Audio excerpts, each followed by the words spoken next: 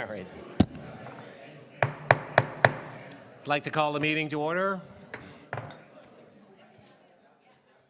Good morning, everyone, and welcome to meeting number 23 of the Economic Development Committee meeting. I'd like to welcome all the members of the committee and other members of council that may be here. We are starting punctually at 9:30. We've got many things to do as the day proceeds. I would like at this time to welcome a new member to this committee, and certainly not a new member to the family, but a new member to the council family, not a new member to the administrative family, but the council family. And that's our new councillor, Jim Hart. Jim has been appointed by council as a result of the passing of our dear colleague and friend, Councillor Ron Moser. So, Jim, welcome.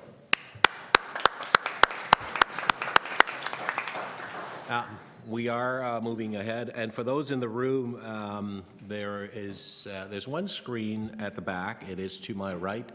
To most of you, to your left, it provides real-time update concerning where we are in the agenda, and in fact, what item is actually coming up next.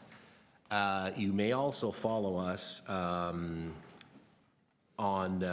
your tablets, smartphones, and also your computer. And you can follow us at www.toronto.ca/council. The Economic Development Committee gratefully acknowledges at its meeting on the traditional territory of the Mississaugas of the New Credit First Nation and the Huanda-Shawnee and also the Huron-Wendat, and home, which has been home to many diverse Indigenous people here in this area and the city we call the City of Toronto. I would like now to ask, are there any declaration of conflict under the Municipal Conflict of Interest Act? I'm looking around the room, seeing none. I'd like to ask for a confirmation of the May 30th meeting. Councillor Grimes, all those in favor? Opposed? That's carried. Thank you. We have a number of presentations and speakers. Members, we have instructed the speakers and panelists who are speaking this morning that there is a strict Sorry, this isn't correct. oh, okay, thank you. Thank you. Updated. Strict time. We have some real time constraints later today, so we have to get through this meeting as quickly as possible, and I want to make sure we hold everyone to that. The presenters who will be presenting will have up to 10 minutes. Speakers who will be speaking on items will have the customary 5 minutes, but we want to make sure that everyone stays on track and on time. All right. So I will proceed with respect to, Madam Chair, is there any additional communications? They're on. They've been distributed. Okay, thank you. I will now proceed with respect to the agenda. ED 23.1. That's the Greater Toronto Airport Authority. An update, Mr. David Wilson, the chairman of the board of the Greater Toronto Airport Authority, as well as Laurie McKee, Director of Public Affairs and Stakeholder Relations, will come up shortly. So we'll hold that item. ED 23.2, World Trade Center update. Lee Schmelt will be the Executive Director of the World Trade Center at the Toronto Regional Board of Trades, will come forward at the appropriate time. Then ED 23.3, which is Toronto Global's update. This is the first time that the folks from Toronto Global will be here to update us on their activities and so on. We'll be hearing from Toby Lennox, President and CEO of Toronto Global, along with the Chairman of Toronto Global, who's here with us as well, Mr. Mark Cohan, Additionally, we will have ED 23.4, the Workforce Development Month. Ms. Walcott will have a presentation to provide to us. Okay, so those are the primary items that we will listen to this morning. Members, and I just want to make sure I don't have a speaker on that particular item. Madam Clerk, this is my updated list. Sorry, thank you. See upstairs. Okay. So we have then ED 23.5, which is protection of live music venues. We have a speaker, Mr. Glavich. Okay, I don't see him at the moment, but we will hold that down then. We are then going to be moving to ED 23.6, which is Toronto Music City Not-for-Profit Opportunities. We have a speaker, Andreas Kalajanidis, Executive Director of Toronto Music City. So we will hold that down. And moving on to ED 23.7, which is the study of film and screen industry studios in the Portlands and south of Eastern Employment District. This is a communication that's come from Councillor Fletcher, who is the chair of the Toronto Film, Television and Digital Media Board. Members, if there are no questions with, I see, Jonathan, he is here to speak on that particular item. I don't see him at the moment, but I will hold it down until such time we arrive at that. Okay, moving on to 23.8. Move receipt, Mr. Chairman. Okay, that's India and Sri Lanka Business Mission 2017. To move, motion to adopt? Move receipt. Is that not the recommendation to receive? It's for information. Move receive. To receive. Okay, so we are moving to adoption of the item. All those in favor? Opposed? That's carried. Thank you. So ED 23.8 is complete. ED 23.9, the intent to expand Junction Gardens business improvement area. The recommendations are pretty clear. I think this is a clear one, so Move the staff recommendations, Mr. Chairman. So Councillor Grimes is moving the staff recommendations. All those in favor? Opposed? That's carried. Thank you. ED 23.10, intent to designate the proposed Yonge and St. Clair business improvement area. The recommendations are fairly clear in front of us. Councillor Grimes Move, moving. Mr. Chairman. Okay, Councillor Grimes moving the items. All in favor? Opposed? That's carried. Thank you very much. ED 23.1, appointments of Business Improvement Area Board of Management. There's a few names changing board members. It's pretty clear, the recommendations. Any questions? Councillor Hart, you're moving that? Okay, Councillor Hart's moving the recommendations. All those in favor? Opposed? That's carried. Thank you very much. ED 23.12. Toronto Economic Bulletin, Councillor Hart. I'm going to hold that one down because you had a few questions on that, so I'll hold that. All right, members, we're now going back to the beginning of the agenda, and it is my pleasure to welcome Mr. David Wilson, and Chairman of the Board of the GTAA, and Laura McKee, Director of Public Affairs and Stakeholders Relations. So welcome to you both. You know strangers to this committee, and I will now start your time. Thank you, Councillor. I'll begin with a few brief comments, then turn it over to Laurie.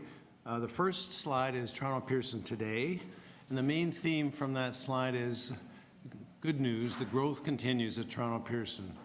48 million passengers expected this year, up from 45.5 last year. Growth continues, and growth, as we all know, is a good thing for the airport, a good thing for the local communities, a good thing for the province. So that's all good news. Growth brings with it a necessity to respond to that growth, so I'll just talk about 4 things that we at the board are focused on in response to this good news growth story. The first is to maintain the passenger experience at Pearson, which we think has been enhanced in the last few years, and so we're focused very hard on making the adjustments to the airport to accommodate the growth so the passenger doesn't feel that the growth is making it a crowded experience for them, so we're very focused on that. The second thing we're focused on is listening to the local community. Growth, the impact of growth in the local community is noticeable. And so we're very sensitive to the local community needs, and Laurie will talk a bit more about all the things we do to interact with the local community. Number 3, and one there's been a lot of publicity about, and Lori will talk about it later, is the ground transportation hub, which we are proposing as a catalyst to get the ground links into a second hub in this city. We call it Union Station West sometimes, so Lori will talk more about that. And fourthly, and this gets less publicity, Pearson has been a catalyst for discussions with the regional network of airports in Ontario to try and create partnerships with these airports so that each airport has its own specialty and everybody works together rather than at cross purposes. So those are 4 important themes that we spent time at the board on I wanted to highlight for the committee. And with that, I'll let Lori take over the presentation. I might chime in from time to time, but Lori, over to you. Great, thank you, and good morning. There's no question to any members of this committee that the airport plays a significant role in terms of the economy. If we look specifically at the City of Toronto, we know that of the 300,000 jobs that are supported because of the airport's operations, there's about 60,000 residents of Toronto who are employed because of airport activities. To keep the airport running, there's a significant amount of companies who we do business with through contracts and services, and so it's $150 million worth of those contracts and services in Toronto-based companies like IBM, Black & McDonald, Pave All, Gazzola. We also make sure that we're making investments back in our local neighborhoods around the airport. We have a project called the Propeller Project. I'll talk a little bit more detail on that in a slide coming, but it's about $380,000 that we do invest back. And then we also have a community relations street team that's out meeting with members of the community at festivals, at barbecues, at farmers markets, and this summer our team was out into 20 different events in the City of Toronto. The connectivity that Pearson provides is a significant benefit to Toronto in terms of the role we play for friends and family visiting, for tourism, and for business. You can see on the left-hand side, out of Toronto, you can reach about 67% of the world's economies. As the airport grows looking forward, we expect that to be about 80%, and you can see that that increases the GDP that we then support and the number of jobs.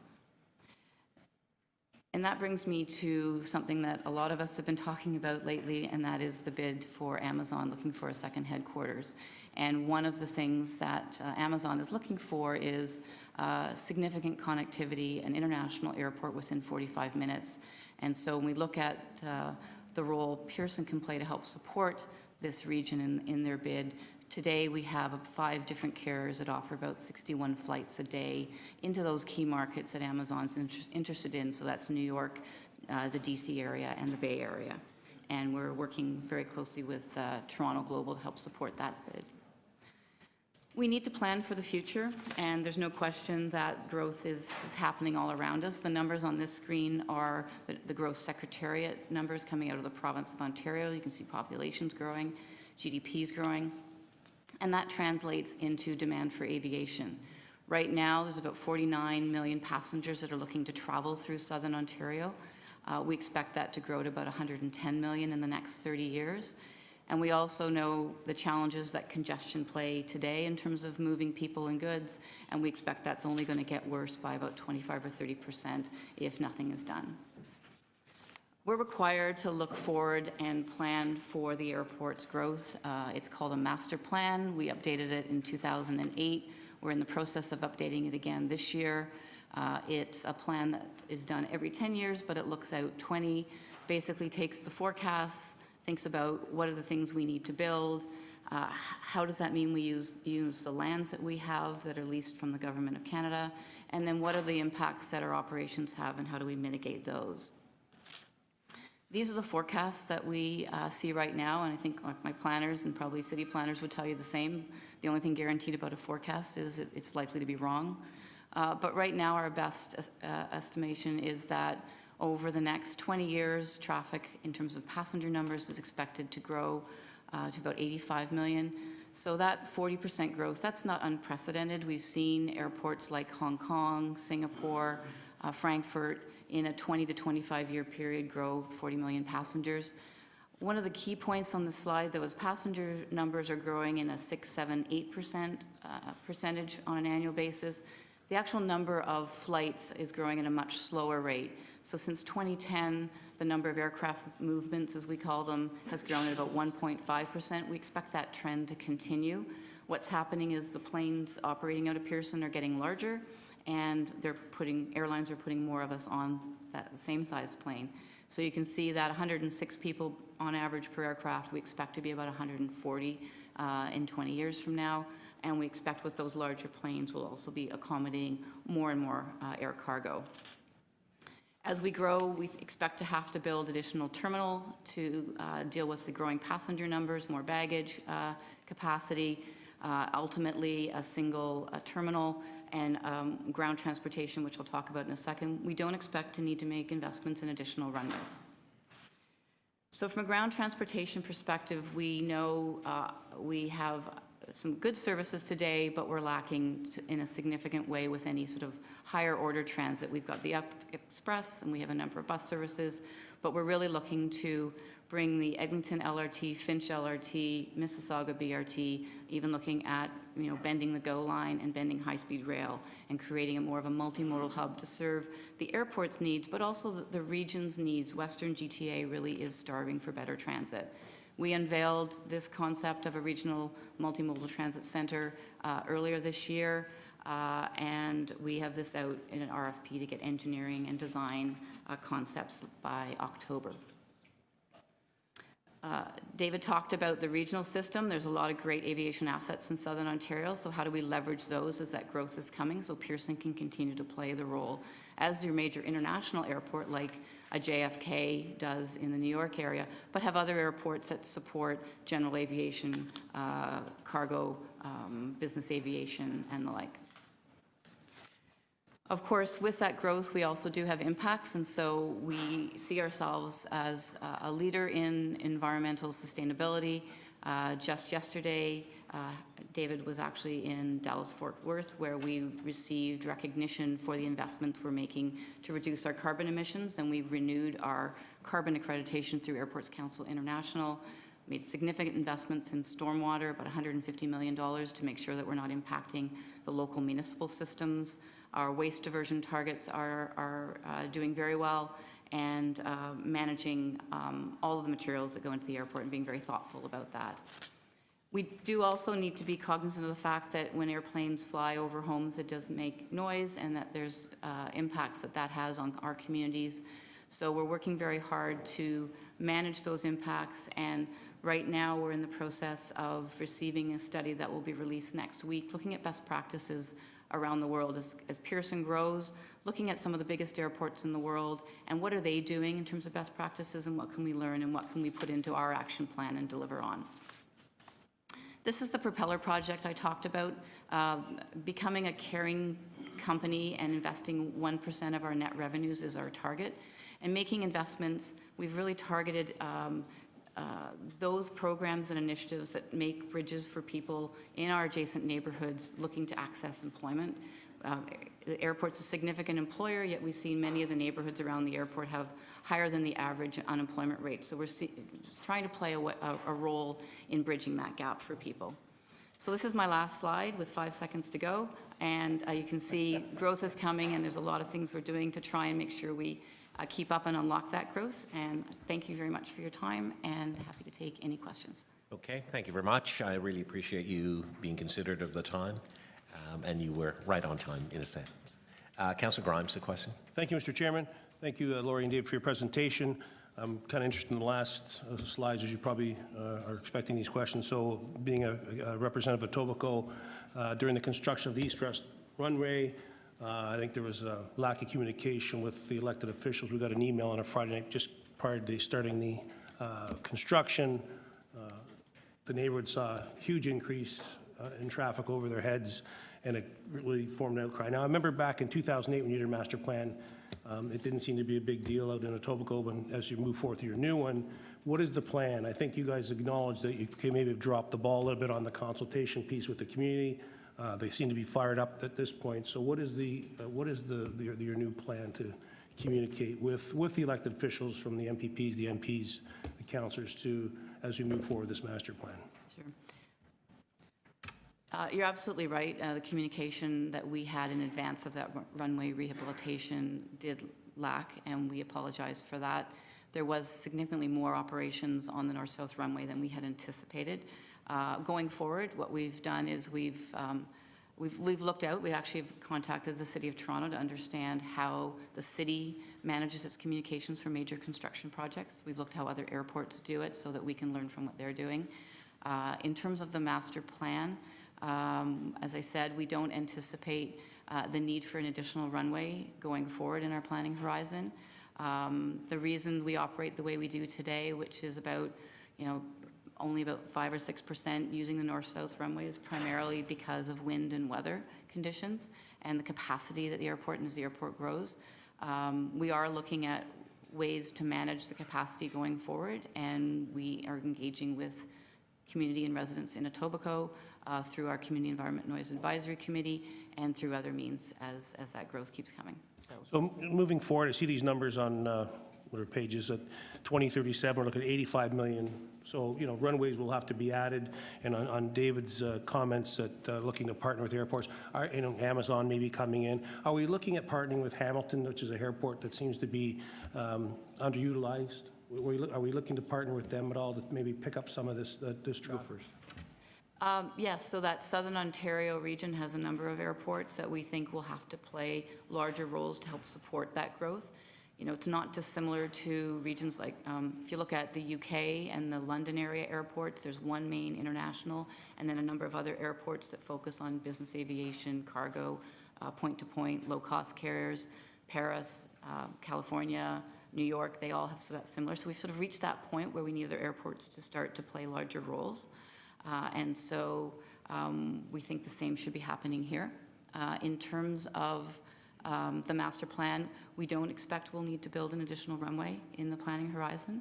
And so that's not something we see going forward in the 2017 master plan. And specifically on Hamilton, Hamilton is very much part of the dialogue that we're having with the network of regional airports, as is Kitchener-Waterloo, Oshawa, et cetera. So it's a wonderful thing that our CEO, Howard Egg, introduced. This isn't a competitive thing. This is a cooperative thing. And that message has gotten out, and the regional airports have adopted that view, that we have to cooperate, not compete. Great. I think those are my questions, Mr. Chairman. Okay. Thank you very much, Councillor Grimes. Councillor Hart, question? Yes, through the chair, just a quick question on environmental responsibility. I see your statistics here. Can you tell me how you stack up versus other major metropolitan airports in North America? So I mentioned this carbon accreditation. We're one of very few airports in North America who've achieved that carbon accreditation standard, and we actually renewed ours. There were 27 airports just yesterday that were acknowledged in North America for what they're doing. This is the second time we've achieved that accreditation. I think the first time we got ours, we were just a couple airports that met there, so we're stacking up very well. One of the things we've also done is set a very long-term target. So from a GHG perspective, it's 80% reduction by 2050. So we continue to move the bar so that we're always achieving even higher targets going forward. And something we're doing differently is rather than using the offset system and funding offsets, what we're doing is we're taking the money and we're using those dollars to reinvest in the airport and other initiatives that help to drive down our footprint. Okay, thank you very much, Mr. Chairman, just one more. Councillor Grimes, please go ahead. Committee's indulgence. Sorry, I had a question, Laurie. I had the opportunity to sit on the GTA, the Noise Advisory Committee, for a couple of years, and at that time, there's talk about the carriers carrying more people on their aircraft, but quieter planes. Yes. Is that moving along? There, a lot of the complaints we were receiving was the low and the noise, but I hear the carriers are going toward quieter planes. Where are we with that?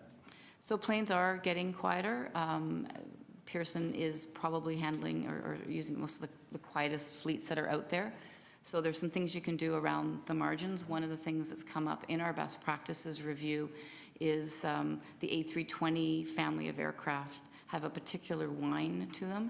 So one of the things that can be done, though, is this retrofit to the engine. It's like taking a beer bottle and blowing in the top of it. It creates that sort of noise we've all done in our university days, probably. Councillor Thompson's done that quite often.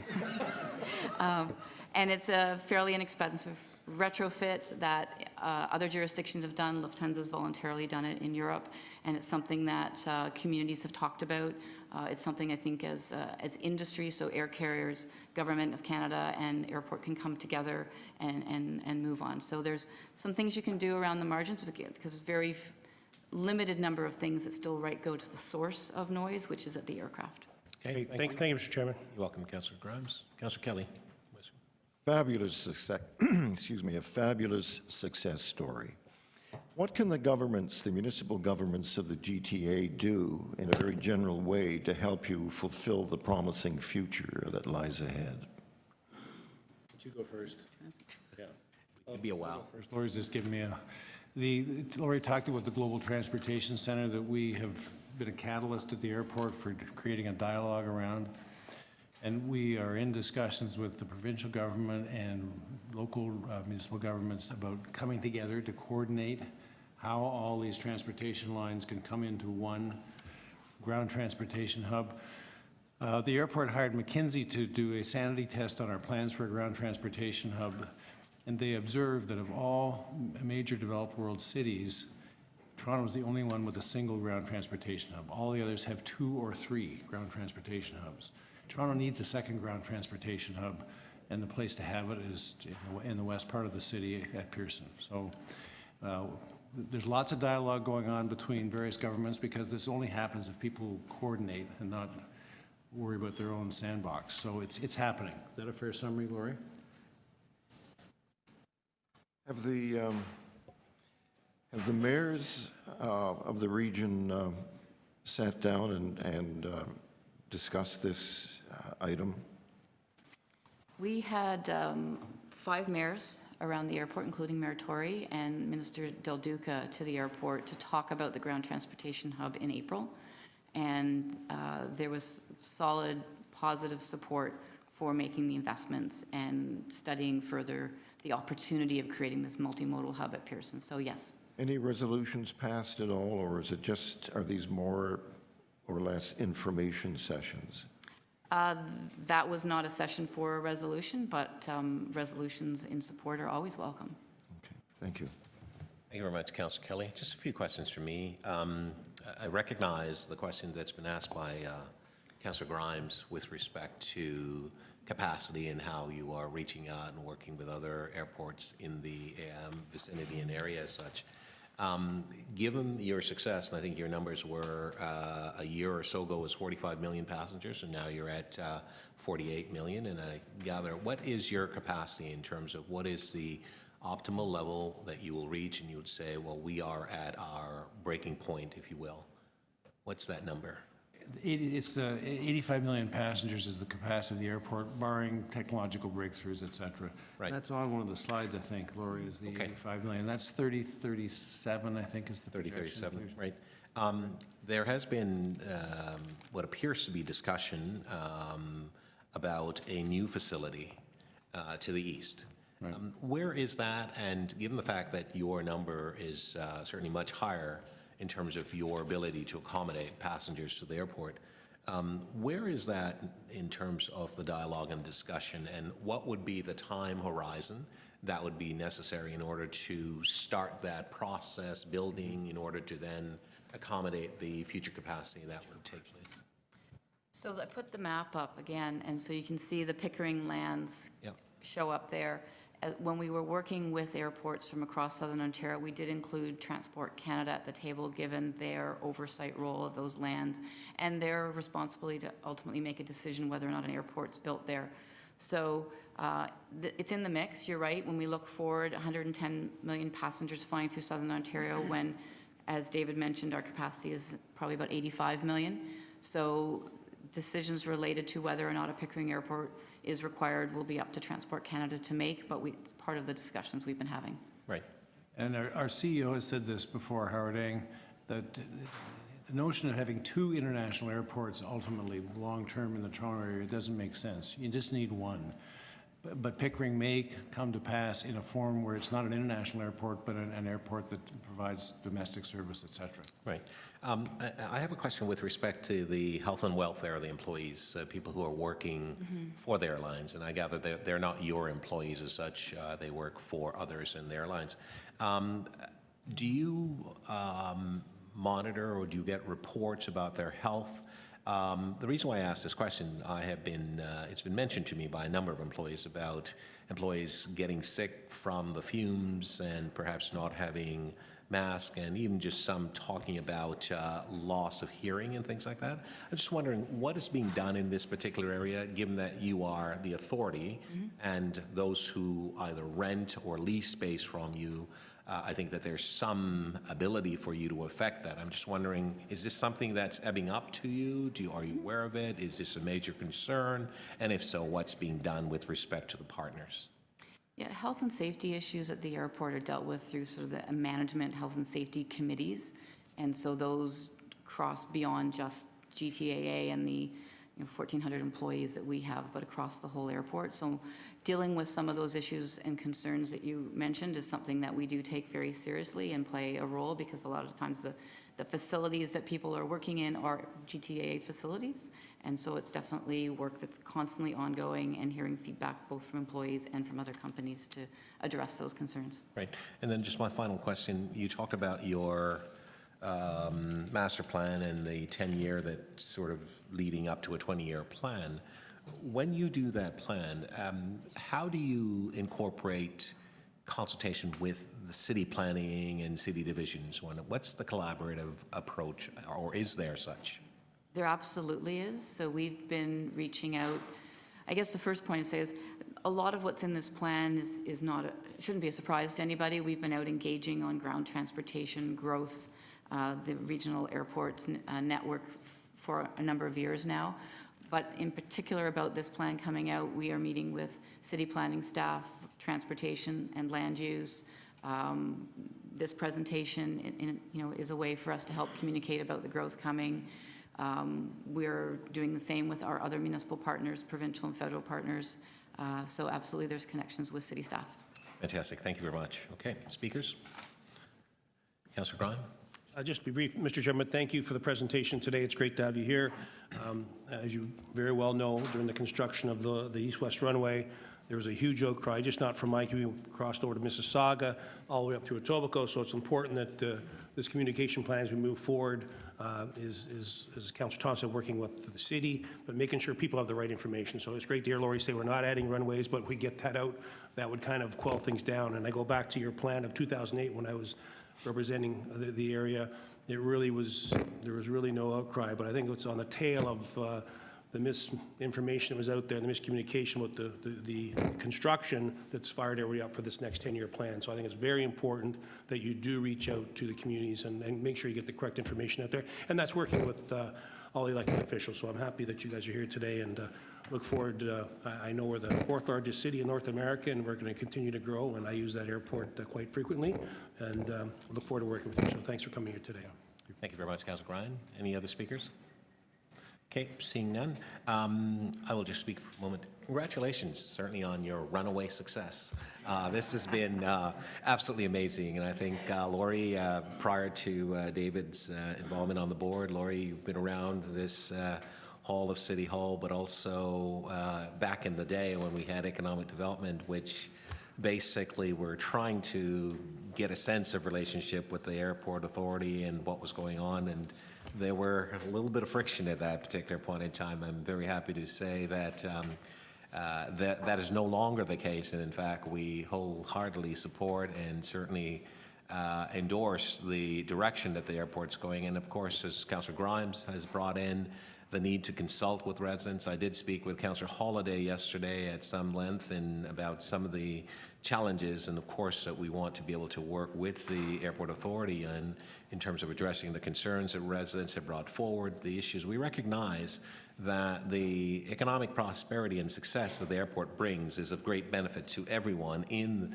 the area and in the region, quite frankly. And we realize that there are elements and challenges and growing pains and so on, which is not inconsistent with respect to any other airport organizations around the world. I spoke last night with a number of people from Atlanta, and they talked about the Atlanta airport being the largest in the world, and some of the challenges that they too have as well, and so on, which is very consistent with respect to what is facing the GTA and Pearson. I'm very pleased to hear about this collaborative approach to work to look at assets that are available across the region and how that could be incorporated into this bigger picture. And I do agree with David, and he's talked about the one major hub being in the city can't have two international airports within a very close proximity and so on, but how to facilitate the needs and the opportunities and so on. You talked about Amazon and others and so on. When they look at airports, airport access and the ability to conduct business, really demonstrate the real value and how important airport facilities are to the growing economy and so on. I will also tell you that I've had an opportunity to meet with many people who have used Toronto as a hub, coming in and going through varying destinations into the United States and elsewhere and so on. I can tell you people are extremely proud and happy with respect to the arrangement. That's what I'm getting back. And these are people who are not even aware that I'm a city councillor, first and foremost, but I'm just a resident of Toronto because I don't introduce myself as such. I just want to hear what they have to say. Most recently I was traveling, and just last week, people were traveling from Fort McMurray, and they were going east, and some were going a little bit further, and they were just talking about, they do this on a bi-weekly basis, how they felt about the airport. So I want to let you know that people are very happy, talking really, glowingly about it. And I realize that there are challenges, and we are mindful of that. We want to work with you on that. We did talk about the transportation facilities that are needed and so on. We're mindful of that. I'm glad certainly the leadership group in the city and in the region, the mayors and so on, that you're talking to them as well. I think people recognize the need to respond to that. But I simply want to say that it's been amazing planning and preparation from where we've come from to where we are today. And I want to wish you continued success and look forward to helping as much as we can in terms of the challenges that you face and the things that need to be done.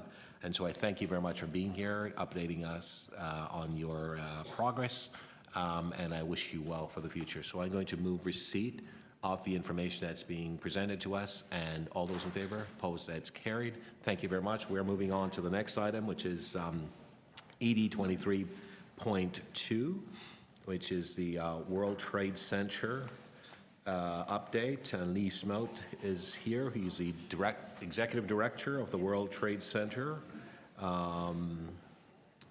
Lee, you're here. Good. Thank you. I see you brought Catherine with you. Hey, Catherine. Hey, how are you, Joshua?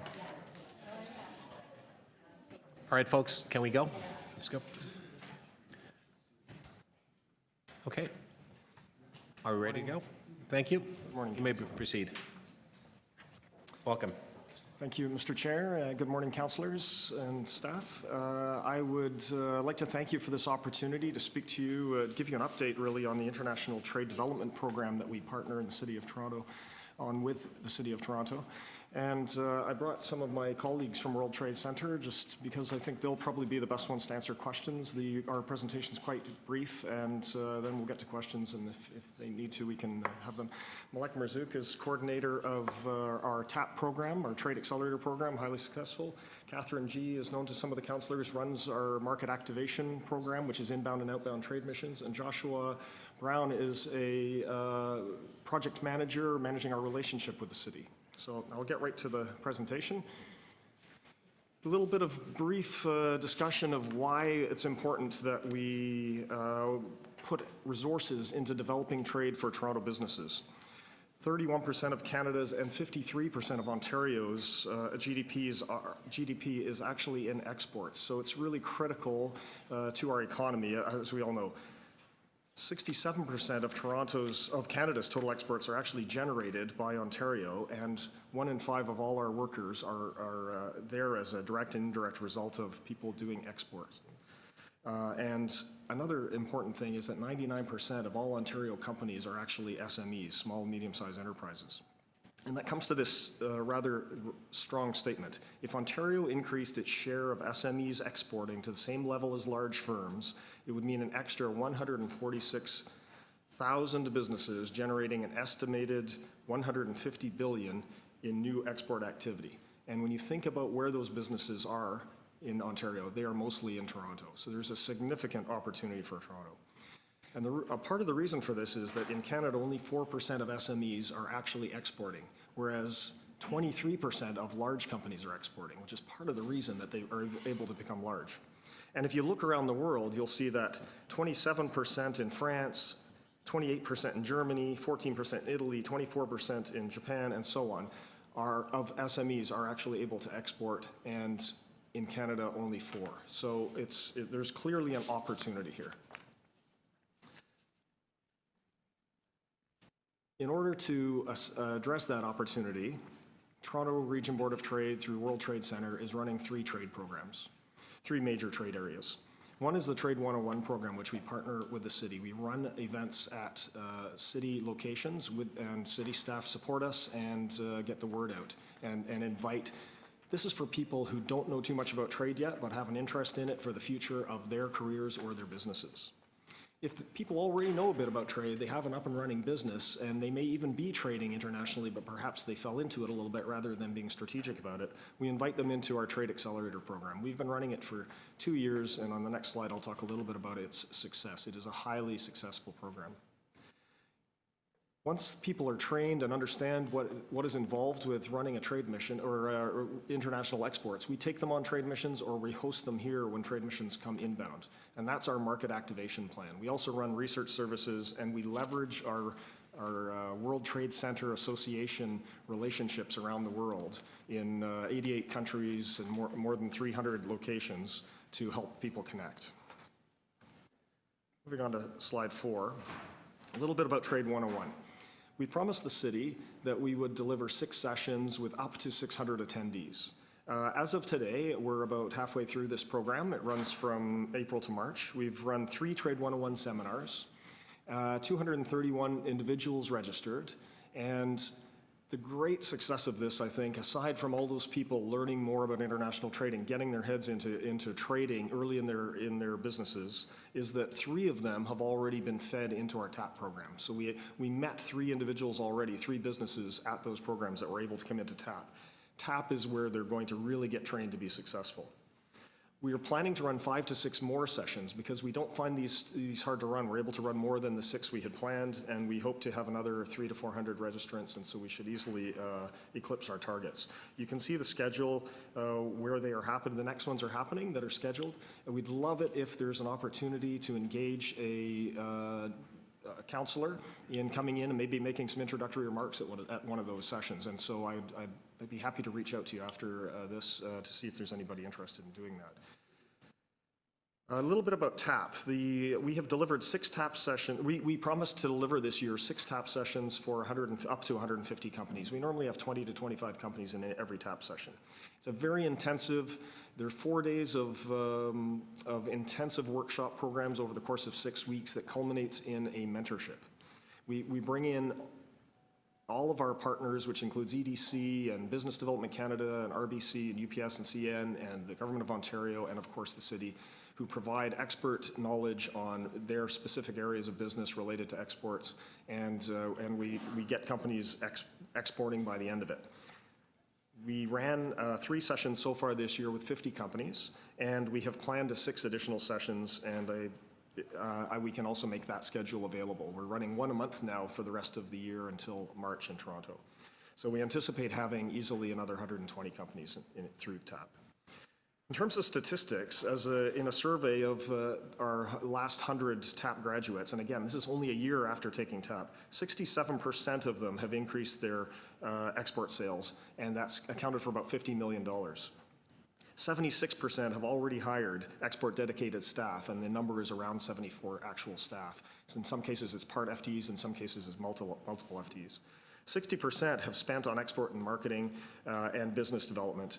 Export marketing and business development for the tune of about $1.5 million, and 22% have made capital investments to support export sales, 21 of those companies at about $500,000. Those numbers are really important because all that money is being spent locally. Those are people with new jobs locally, it's money being spent on capital improvements locally, and it's money being spent on services locally. And so that's really the growth we're looking for when we try to support companies and exports. Another really interesting fact about TAP, and you can see the details in Appendix 1, is that we have significantly diversified market penetration from our graduates relative to normal or regular Toronto businesses or Canadian businesses. Normally about 77% of them export to the US, or 70% of exports from these companies go to the US. In the case of TAP grads, only 40% are going to the US, and the balance is spread out among other regions much more. And there's a real opportunity there to continue to leverage that so that when we have challenges with any single point of export, you know, as is happening right now in terms of NAFTA discussions and softwood lumber and so on in the States, there are other opportunities. Once people are through TAP, we take them into our MAP program. The first thing we promised to do with the city that we partnered on was to develop a priority export markets report. I'm really pleased to have it done today. This is the sort of the first of the copies. It's being launched at noon today in a webinar. I'm going to make copies available. I regret that I didn't bring them to give you today. I'll make sure that copies are sent to you. We have a launch of the World Trade Center tonight, and we're really celebrating this milestone for us, and especially this report. The report is going to lead us to be able to make informed decisions about where to place our resources in terms of supporting inbound missions and taking outbound missions. We planned to lead or support up to 3 outbound trade missions and host and operate up to 12. So far on the outbound missions, we've gone to London for Tech Week, and a couple of councillors came with us, and 12 businesses. And in one of the appendices, you can see the details of that, but it was highly successful. Catherine led the mission, and the companies have given us great feedback in terms of all the contacts they're able to make and the future contracts they hope to be able to put in place. And we can certainly answer any questions about that. We've also hosted, I think, 14 trade missions internally already. I think our metric was to host 12 this year. I think we're probably at 15, actually. Something probably since this was created, we actually had one last week. So we anticipate that we'll be able to do at least another 10. And the nice thing is we're somewhat selective. We have a prioritization process with the city where we share we create a high, low, medium priority, and we share it with the city, and the final decision is made by the city, and we put our resources against it based on that. So we anticipate having a whole lot more success with this program, and there's so much we can tell you about in terms of detail, but in the interest of time, I thought I would leave it at that, a bit high level. There's a great deal in the appendix, and then if you have any questions, our team is here to answer them. Thank you. Okay, thank you very much. Are there any questions? Councillor Kelly? NAFTA. How is that going to complicate things from your perspective?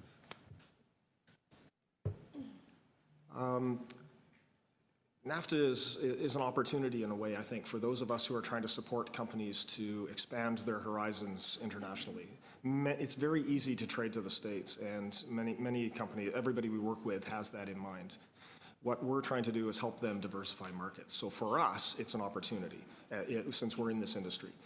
The NAFTA itself, I attended a session last week where the chief negotiator talked a great deal about it. And he was very positive. He talked about a lot of the challenges they're seeing in terms of negotiating, but he was very positive about Canada's space in terms of our relationship in NAFTA.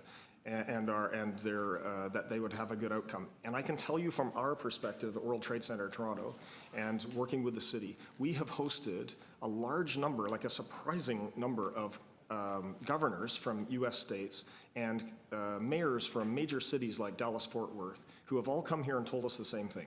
Canada is our #1 trading partner. Toronto is the economic engine of Canada. You're extremely important to us. When push comes to shove, we want a free trade agreement with Canada. We don't have the same issues that we have with Mexico. In Canada, we see balanced trade or it benefits us. And so my personal belief is that we'll come out of NAFTA doing very well. It was an agreement they needed a bit of updating. What's the status of the EU agreement? Has that been ratified by the Canadian Parliament? And if so, how do you plan to take advantage of it? And secondly, how is Brexit being perceived as a complementary opportunity? Yes, so first of all, on CETA, the EU, the Comprehensive Economic Trade Agreement, I believe it's this week it actually gets ratified. Some portion of it has already been in effect until it is fully ratified at both sides. It's an enormous opportunity. And not just inbound, or not just outbound, but also inbound. The Europeans are seeing it the same way. We hosted a French delegation, was that yesterday? And they are seeing it the same way. They're saying, how can we access North America through our CETA agreement with Canada? So with respect to that related to Brexit, the UK is always going to be a good trading partner of ours. They're a large market themselves. They're highly developed and economically stable, and so we will continue to trade with the UK. But I think what's happened in the past is most companies that were thinking of accessing Europe did it through the UK. It's their language, the culture. It was much easier to do, personal relationships. What we're finding is a lot of companies are coming to us and saying, what should we do now in the wake of Brexit and what's going to happen? And what we're doing with them is we're looking at France and Germany and Spain and other countries in Europe, and we're having very good discussions with all of those countries in terms of how we can leverage CETA in the wake of Brexit. When you talk about, my last question, Chair, when you, I'll start again. Diversification is your mantra. That's your goal. That could mean diversification of countries. It's long been a goal of the federal government to break out of the Canada-U.S. trade relationship. And it's all the other perception, the other aspect of diversification is diversifying the product, moving into areas that, you know, are not traditionally associated with Canada. In terms of emphasis, which seems to be the driver between those two? Well, I think we're interested in both, absolutely. So if you get a chance to go through the priority export markets report, we looked at 4 stable Toronto industries that are very strong and what we could do with them in terms of getting them out in the markets with respect to diversifying the market. That's aerospace, automotive, food and beverage, and human health sciences. We also are looking, though, at emerging technologies, emerging sectors.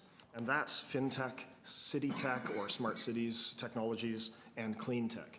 And in those areas, Canada may not always have been, nobody really owns those markets yet, and Canada may not have been perceived as yet to be a leader in any of them necessarily.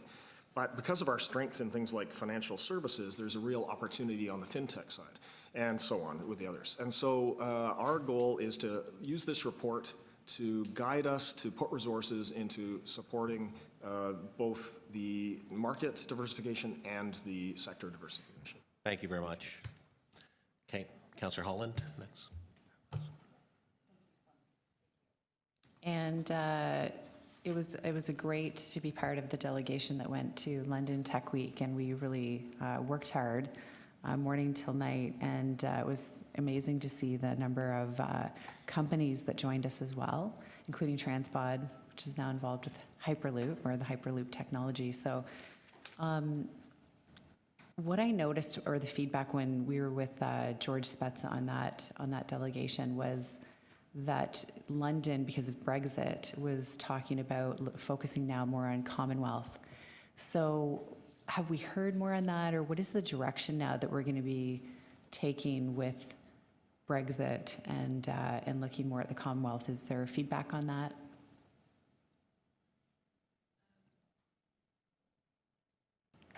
I think you're right. There is an increasing focus on the Commonwealth, and I know that there's several meetings which are in the pipeline in terms of actually discussing where opportunities could lie in terms of increasing engagement from the Brits in terms of work with Canada and other Commonwealth countries. I think in Brexit, sorry, do you mind asking a question again? Sorry, in relation to Brexit. So with Canada's relationship with the UK, Yeah. and they're focusing now on the Commonwealth rather than the EU, I think there was discussions about them relaying that message to us about working more with the Commonwealth countries. Are you finding that, or maybe that was just talk at the time? I'm not sure what's transpired since then.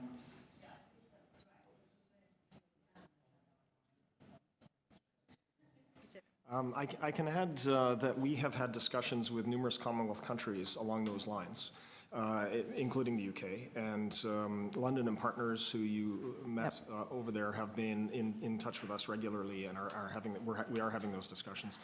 The Commonwealth Games are occurring in Australia in the spring, and they have suggested that we gather a number of businesses from Commonwealth countries during that event or post or prior to that event, and see what we can do to develop a real business network between us. Great. Okay, thank you. Thank you, Mr. Chairman. It's great to hear that you're in, I'm in the industry, I own a logistic company, so I'm hearing the same thing, that NAFTA's a lot of rhetoric going on, so it's great to hear that you've met with the governors. Are these northern state governors like Ohio, Illinois, New York? Yeah, Councillor, yes, they are. They are also governors from, we've had Mississippi, we've had Nebraska, we've had, as I mentioned, the mayors of Fort Worth and Dallas. So we've had southern mayors too. And so the reason for that is 33 of the U.S. states, #1 export trading partner is Canada. And most of the others, #2 is Canada. And the rest are either Mexico or some to China and so on. Isn't Illinois and Ontario, were their #1 trading partner, is that correct? And Yes. that bridge crossing at Sarnia is the busiest crossing. Correct. Is there any talks of expediting, when you cross the border, you see these trucks just lined up. Is there also talks about, when we open this NAFTA agreement, to expedite trucks crossing these borders back and forth? That's a major part of people wanting to buy product from the States or ship it out, because it's just we have drivers sitting there for, days. To be honest, I don't have knowledge specifically of talks, but I can tell you that the Board of Trade is involved in a movement of goods study and program, and so that is a primary concern for the board, is if we're going to be able to continue our growth, attract talent, we have to be able to move people around, we also have to be able to move goods. And It was awfully nice that the president let our 200 hydro trucks in to help them down in Tampa put their power back on. But is there any timelines on this NAFTA agreement? Do we have any idea how long this will be an open book on this, or any idea when this will be? Again, I don't have the specifics, but listening to the chief negotiator, Steve Verhoeven, last week, he couldn't say that either. So he's even sitting there saying, I have no idea how long my team is going to be working on this, but they suspect it's going to go on they were trying to get something done before the end of the calendar year to be able to move into the next phase. My best guess, 6 to 12 months. Great. Keep up the great work. Thank you. Thank you. Thank you very much, Councillor Grimes. Councillor Hart. Yes, through the chair. Your early statistics, TAP statistics, are very impressive. Just got one question. I noticed 67% increased one-year export sales. So for the 33% that didn't, what strategy or programs do you have to follow up with those 33%? So that's really what our market activation program is about. So those 33%, it's not necessarily that they didn't learn something or they're not preparing to go. It's simply that they were not in a position yet, and they needed to build up their internal resources. They need to complete their plans, develop their relationships with the supporting agencies. Our market activation program is about continuing to engage them in when we're hosting missions, when we're putting on additional training programs. We're working on a World Trade Center Institute, which will have more intensive programs about specific things. Maybe one of them is worried about, they have a family trust is how they operate their business. They're worried about if they go into a certain country, maybe somewhere unusual like Africa, where there's a big opportunity for them in resources, let's say in mining resources, will that trust work? And they really need to know a lot more about international tax law. We're planning to put on courses like that and invite those folks to it. And then the other thing, of course, is not everybody has the relationships yet. So we're developing relationships with them and for them by taking them on trade missions, by taking them to trade shows, and by connecting them through our World Trade Center Association network. We essentially have an alumni network as well for both our TAP graduates and our MAP graduates. So we build a relationship with those companies, and we track them over the years to see how their progress is going. Okay, thank you very much, Councillor Hart. Councillor Kelly? Thank you, Chair. Branding has become very important in moving your product or your services in today's world. You can brand a country, a region, a product, a category. To what degree does branding shape the services that you deliver to your clients? And so I'm clear, we're talking about the branding of their products and services as opposed to our branding, as World Trade Center and City of Toronto. Well, you can brand, if you brand either a country or a region or a city, the center of the universe, for example, you've pre-sold the product or the category in which you're operating. So I'm just wondering how you deal with that major component of sales today.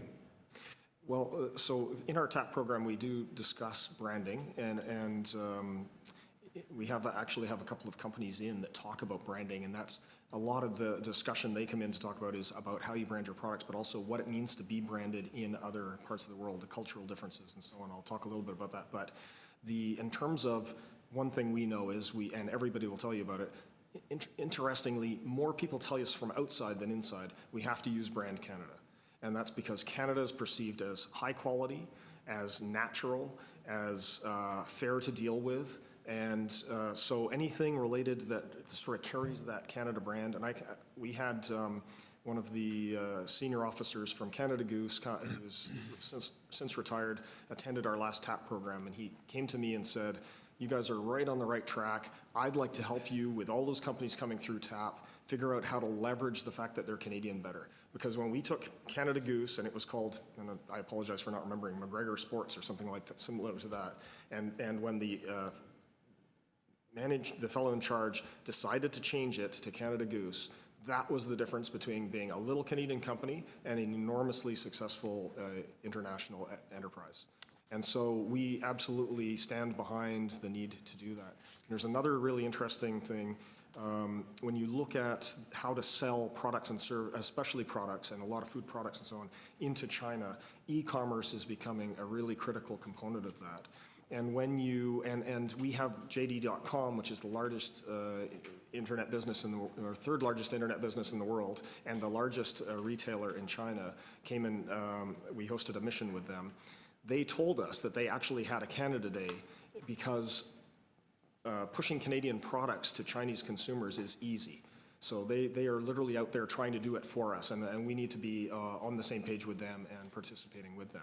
So one of our goals in the next 6 months is to write a report around that that follows on this report, a little more in-depth, and then to take a trade mission to those regions to look at e-tailing and to look at how we take brands into markets and what it means to be branding in those markets. Thank you. Thank you very much, Councillor Kelly. Just a couple of questions for me. Councillor Grimes, you're good? Okay. I don't know what page number this is because they're not numbered, but there is a page here. It's Appendix 4. You have there markets and it's inbound mission hosting. I wonder if you can help us to understand the type of activities that are involved with respect to the inbound hosting. Are there folks coming in with bags of monies to invest in the City of Toronto? And if so, how do you handle that? And then the second part of this question is, how do you relate, or what is the relationship with you in Toronto Global? How does that transition work with that organization? So There are many, I'm going to let Catherine talk to you about the specific things we do in missions. I'm going to address the second part of your question first, Councillor, if you don't mind. And that has to do with Toronto Global. Toronto Global, and we have very specific mandates. Ours is grow local businesses internationally through supporting. I get that, with due respect, I get that. But Okay. on this piece with the inbound, Yeah. And- I'm presuming that the inbound activities don't exclusively deal with exporting opportunities. So when the inbound comes, I'm just wondering, is there a representative, for example, from Toronto Global that attends your meeting? What is the relationship? I'd like to understand that. Yes, and so, of course, they're the FDI side. When we have any opportunity for Toronto Global, we invite them. An example is yesterday, we had a Smart Cities mission in from France, some amazing companies, and there was an FDI opportunity there, so we invited Toronto Global, who sent a representative to give that pitch on why Toronto, why. We're happy to connect them with businesses. Sure. They're happy to help them make their business successful. Okay, terrific. And the first part of the question? The first part. Yeah, I can pick up that. Thanks. Yeah, so in terms of the types of inbound missions, so I should just mention just off the back that we get on average between 5 and 8 inbound mission requests per month we're averaging at the moment. So the word has spread, and the requests come through from economic development agencies, from other World Trade Centers, from buyers, from the likes of Global Affairs worldwide. The types of missions that we do, we mentioned already that we have a prioritization process that we work through with you guys, with the city, and we'll determine on the basis of that request what level of service is appropriate and what ultimately offers the most service in terms of our business community. An example, for example, would be Uruguay, which has an MOU or a partnership agreement with the city, for example. We hosted them. They provided the opportunity to talk about infrastructure-related projects and what businesses could do. That's very helpful. Thank you. Lee, can you help us to understand and maybe just to speak to the relationship with respect to WTC and the city? You are operating under an agreement with the city, WTC, and that agreement has a number of component parts of it, but one of the component part of it, which is essential to the international strategy that we have actually put in place, which is helping our local businesses to be able to export and to be export ready. So can maybe you just speak to that as part of the work that you're actually doing? So it is something that we have engaged as part of an agreement through economic development and WTC in order to impact the ability for our local businesses to be able to go into new markets and to export and to create more jobs. Is that correct? That's correct, and it's part of the International Trade Development Program that the city put forward last year. And how's that working? It's been amazing. It's in our minds, and I went through some of the stats and how well we've done so far. I think we'll easily be beating all our targets for this year, which is fantastic. And so can you help me to understand, so for the next 2 years, 3 years, 5 years, if we were not to continue this program, what would your thoughts be? Would the Regional Board of Trades and WTC be able to handle our local business, able to accommodate the cost, for example, without any assistance? So we have great support from the corporations, but it's not enough. Right. So what I wanted to get to, though, is that we've got a lot of government leaders jumping on the Amazon bandwagon, wanting to land that organization here. But we also have a lot of small businesses on Main Street who are suffering and are not getting quite the same attention. So would we be failing them if we were not to continue to work through this exercise in terms of trying to help them? I believe so. I believe there are compound results from continuing this program. Okay, fantastic. Thank you very much. Those are my questions. Speakers? Okay, seeing no speakers. Oh, Councillor Kelly? That's fine. Did you wish to? No? Well, Mr. Chair, the people who write about the 21st century and trying to understand where it's going argue that competition and cooperation will be less between countries and more between urban regions. And so it's important to have organizations like this who are, along with private business, other non-for-profits and municipal governments and provincial governments are trying to make the Toronto region as competitive, as successfully competitive as possible. the feedback I'm getting, as you are, Chair, and others who travel abroad, is that when you tell people you're from Canada, they smile, and when you tell them you're from Toronto, they embrace you. So I think we've got a lot of good things going for us, but I can't help but think that you can educate and motivate people and corporations, but if they don't have the tools, the financial context within which to act on the information that they receive from you and others, then it's still going to be a tough slog. So I hope that the other orders of government, especially the federal order, will introduce policies that will supplement and complement the sorts of things that you and others are doing. So I thank you for your service, and I certainly wish you well. Okay, thank you very much, Councillor Kelly. I too just want to lend my voice to this issue. This is an important issue for our local businesses, as well as it's an important relationship with respect to the Board of Trades and WTC. When we allocated funds through I think it was 1.4 million, Mike? 1.4 million, and we indicated through to council what the bulk of the funds were to do and so on. We got a lot of folks who looked at us and sort of said, you know, this is not something we really should be doing. I ask you to explain the relationship, because I think it's important that we kind of expand it publicly. We've been talking about it for a while, but sometimes it doesn't get out there and so on. That we have seen the start of something that is going to get bigger and more beneficial for our businesses that are ready.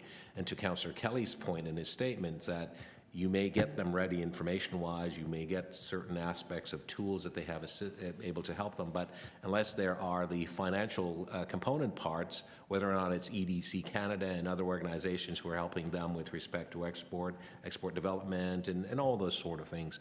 But all of these things are brought to the table. They are much more aware, and that information, as well as the assistance from our staff along with WTC, all of these things are now really starting to take hold, and these are things that we had never done before in the city. So it's being done now, and I was very pleased to hear about the relationship with Toronto Global in terms of how that piece is incorporated in, because I know there's a lot of people coming in, inbound, and so on, and I wanted to ensure that that element of collaboration was there and so on. So there's a lot of work to be done, and I know that Councillor Holland and I and many others have traveled. Councillor Kelly was in Dubai on the World City Data and some of the work that's being done. People have a tendency to view this as being a junket, and I know that the former Finance Minister of the province is in the House. Janet Ecker is here, and she knows this all too well. I mean, when you travel on behalf of government and or your respective municipalities, many times we actually don't even get to see the place where we travel. We go from the airport to the hotel or the conferences, we go back to the airport, back in a plane, and you're back home and so on. So it's not the junket. I note that the reporters are not in the room right now, but I will make the statement anyways, because they can get the tapes later in order to respond to that. It is a solid effort, planned, organized, and focused in terms of making a difference to help organizations to be able to grow their business, create more job opportunities, to create that sense of prosperity in this city. And that's going to be done through the collaborative of whether or not it's Toronto Global, WTC, the Regional Board of Trades, and all the other things that we have to do. So I just simply wanted to make the point that the work that's being done is important work, collaboration with our economic development, the team that are there. It has to be done. If we don't do it, others will be doing it at our expense, and we will be that city that's hoping to aspire to something, as opposed to the city that is aspiring and is actually planning and growing and so on. So I want to thank you very much for your presentation. I'm going to move receipt of the document that's here. There is a corresponding letter of support from the University of Toronto and so on. It is attached as part of the item here, so just want to acknowledge that we in fact have received that. So thank you very much. If there's nothing further, all those in favor, opposed, that's carried. Thank you. Absolutely. Yes. We are now moving on to ED 23.3, an update from Toronto Global. We have Toby Lennox, President and CEO of Toronto Global, as well as Mr. Mark Cohan. And is Ms. Eckert joining you as well? And Ms. Eckert is a board member, is that correct? Okay, and, pardon? She's our vice chair. She's your vice, okay, so that information I didn't have. So thanks very much, Mark. Right, thanks. Good morning, everybody. Good morning. I'll get you set up and then we'll get you started. We've got 10 minutes. Perfect. Let me know when you're ready to go. You know what? Toby will be doing the presentation. I'll just make some opening Okay, fair enough. comments. Go ahead, Thank Mark. you, Chairman. Thank you for having us here today. Obviously, this is hopefully the first of many meetings we'll have with the Economic Development Committee. I'm sure all of you are going to want to cut to the chase and talk about Amazon. So I think what Toby will do was talk you through the business, where we are with Toronto Global, and then we'll come back and I will talk about where we are on the Amazon bid and what the impact is to the region. I want to make one point up front about this. I think this committee and the other mayors and chairs around the region had some foresight in terms of setting up Toronto Global, because what we have in front of us in terms of Amazon is exactly the type of opportunity that we have to collaborate and collectively approach, whether it's Amazon or another company in the future. You know, this is demonstrating the scale of the region, the diversity of the region, and the opportunity to attract these businesses. And in a very short order, which has been very fascinating, is that on the world media, and in particular the North American media, this has elevated Toronto and the Toronto region. So even from that standpoint, you know, I've done interviews with the Wall Street Journal, with CBS News, with the Boston Herald. All of a sudden, everyone is talking about Toronto. And I think that is a real good knock-on effect that's going to help us, as Toby walks you through now, the business and where a lot of those businesses and opportunities are coming from. And then we'll come back to Amazon. So thank you. Okay, thank you.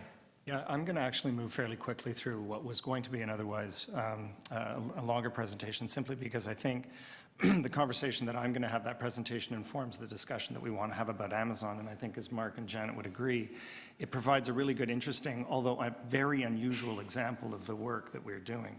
So first of all, we are just focused on FDI opportunities, and I appreciate the comments that Councillor Kelly, Councillor Holland have been speaking about in terms of international outreach and international reach. We work very closely with the World Trade Center and their work, so that in a sense we're very complementary. We're investment, they're trade. This is all about working together. This is all about working together in the region, but also working together through sectors and through other organizations. And in fact, the one thing that Toronto Global will do is that we extend the reach of the City of Toronto internationally, and I'll explain how we do that, primarily through two groups. One is lead generation and client services. That means identifying international firms who have an opportunity to come to the Toronto region, working with those as clients on a concierge service basis to make sure they land here. That is backed up entirely by marketing and communications and research and insights, which are driven to drive the Toronto region value proposition to make it far more attractive for those companies that are coming. Working with the Toronto Global team, the City of Toronto can expect these 5 things. But I think at the end of the day, what this is about is that in-depth block and tackle type of work that is needed to be done in order to ensure that we are getting the companies that are going to add value and strengthen the Toronto region's economic resilience. You may be aware of this, but the involvement of the municipalities in Toronto Global's operations happens at 2 very essential levels. The first is at the Mayors and Chairs Strategy Council, which is where the mayors and chairs of our funding municipalities sit. They do 3 things. They approve the annual business plan, the strategic plan, and they nominate to the board of directors. It is a private sector board of directors, which is chaired by Mark and vice chaired by Janet Ecker. But we also work very closely with the Economic Development Officers Management Council in order to establish operating priorities and make sure that we're working smoothly with them. This is our funding. We're a very unique model in that we have funding from the 3 levels of government, the federal government, provincial government, municipal government, and we also have operating relationships with each of them. One just quick interesting side note, I just came back from Edmonton, where they have just established Edmonton Global on exactly the same model. And I just also visited, I gave a talk in Vancouver, where they're going to be establishing Vancouver Global on exactly the same model. We do strategic, proactive prospecting. I'll touch on our pipeline in a moment.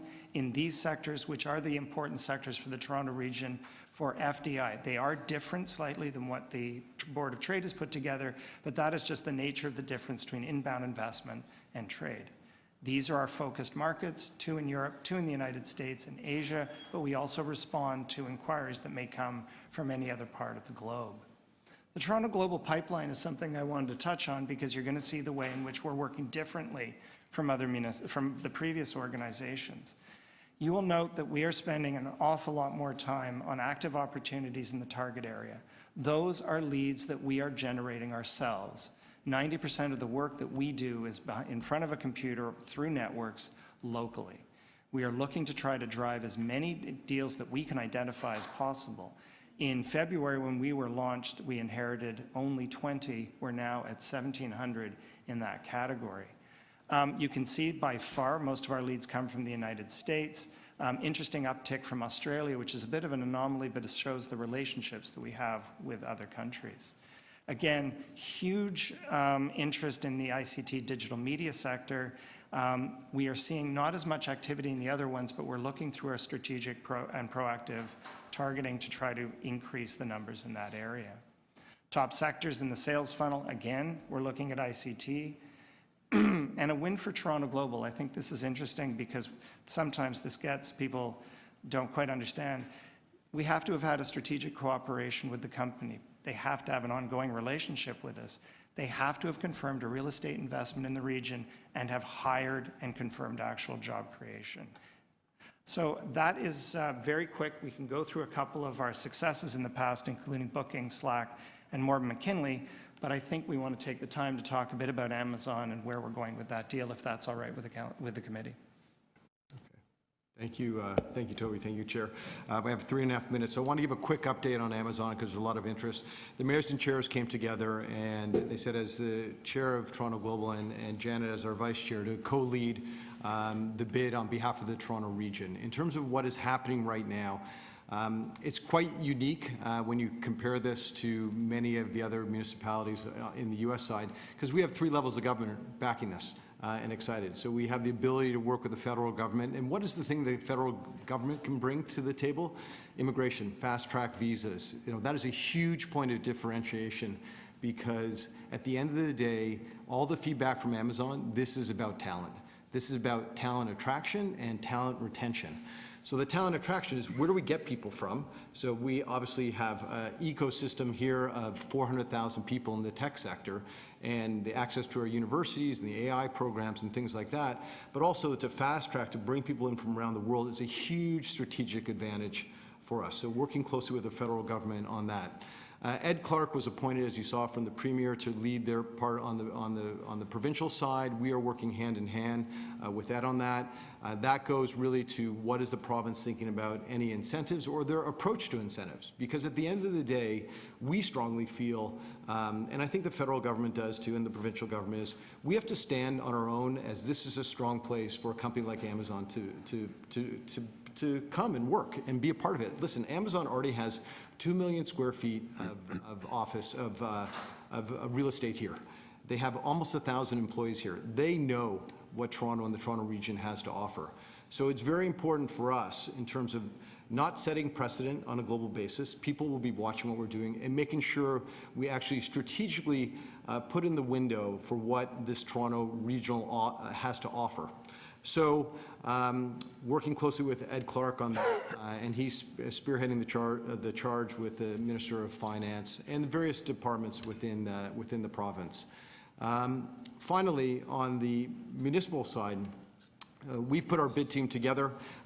Literally, the bid is due October 19th, but we probably have to go to print by October 13th. So we have, 2.5 weeks to get this done. It's like getting an Olympic bid done in the corporate world. And essentially what we are doing is we are working with each of the municipalities that fund us.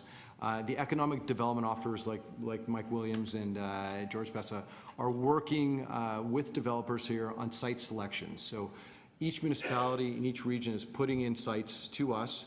We have an outside independent firm that are vetting those sites based upon the criteria of the RFP. And we are in the process now of penning the bid book based upon the key data. There's about 8 or 9 criteria that Amazon needs in their book. But I think there's some consistent themes that are very important. Richard Florida, who's on our board, and this is, I think, a point of differentiation for us, that themes that we are talking about. Again, this is about people. So what is Canada, what is Ontario, and what is the Toronto region?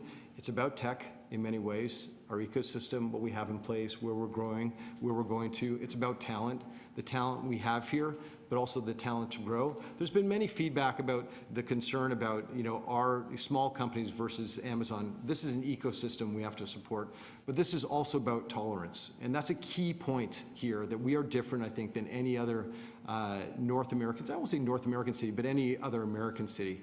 This ability to attract people from around the world who want to work here, because 51% are foreign born, because 140 languages are spoken here. Those are the type of things that we're going to put in the window to really show Amazon that join the movement, be a part of this. So I want to share that with you. Okay, thank you very much. Questions for the presenters? Councillor Grimes? Mark, what are they looking for in a site? Let's talk about the site, the physical site. What are they looking for? It's very, the RFP varies. It is from, it could be 100 acres of open field. It could be urban, it could be suburban.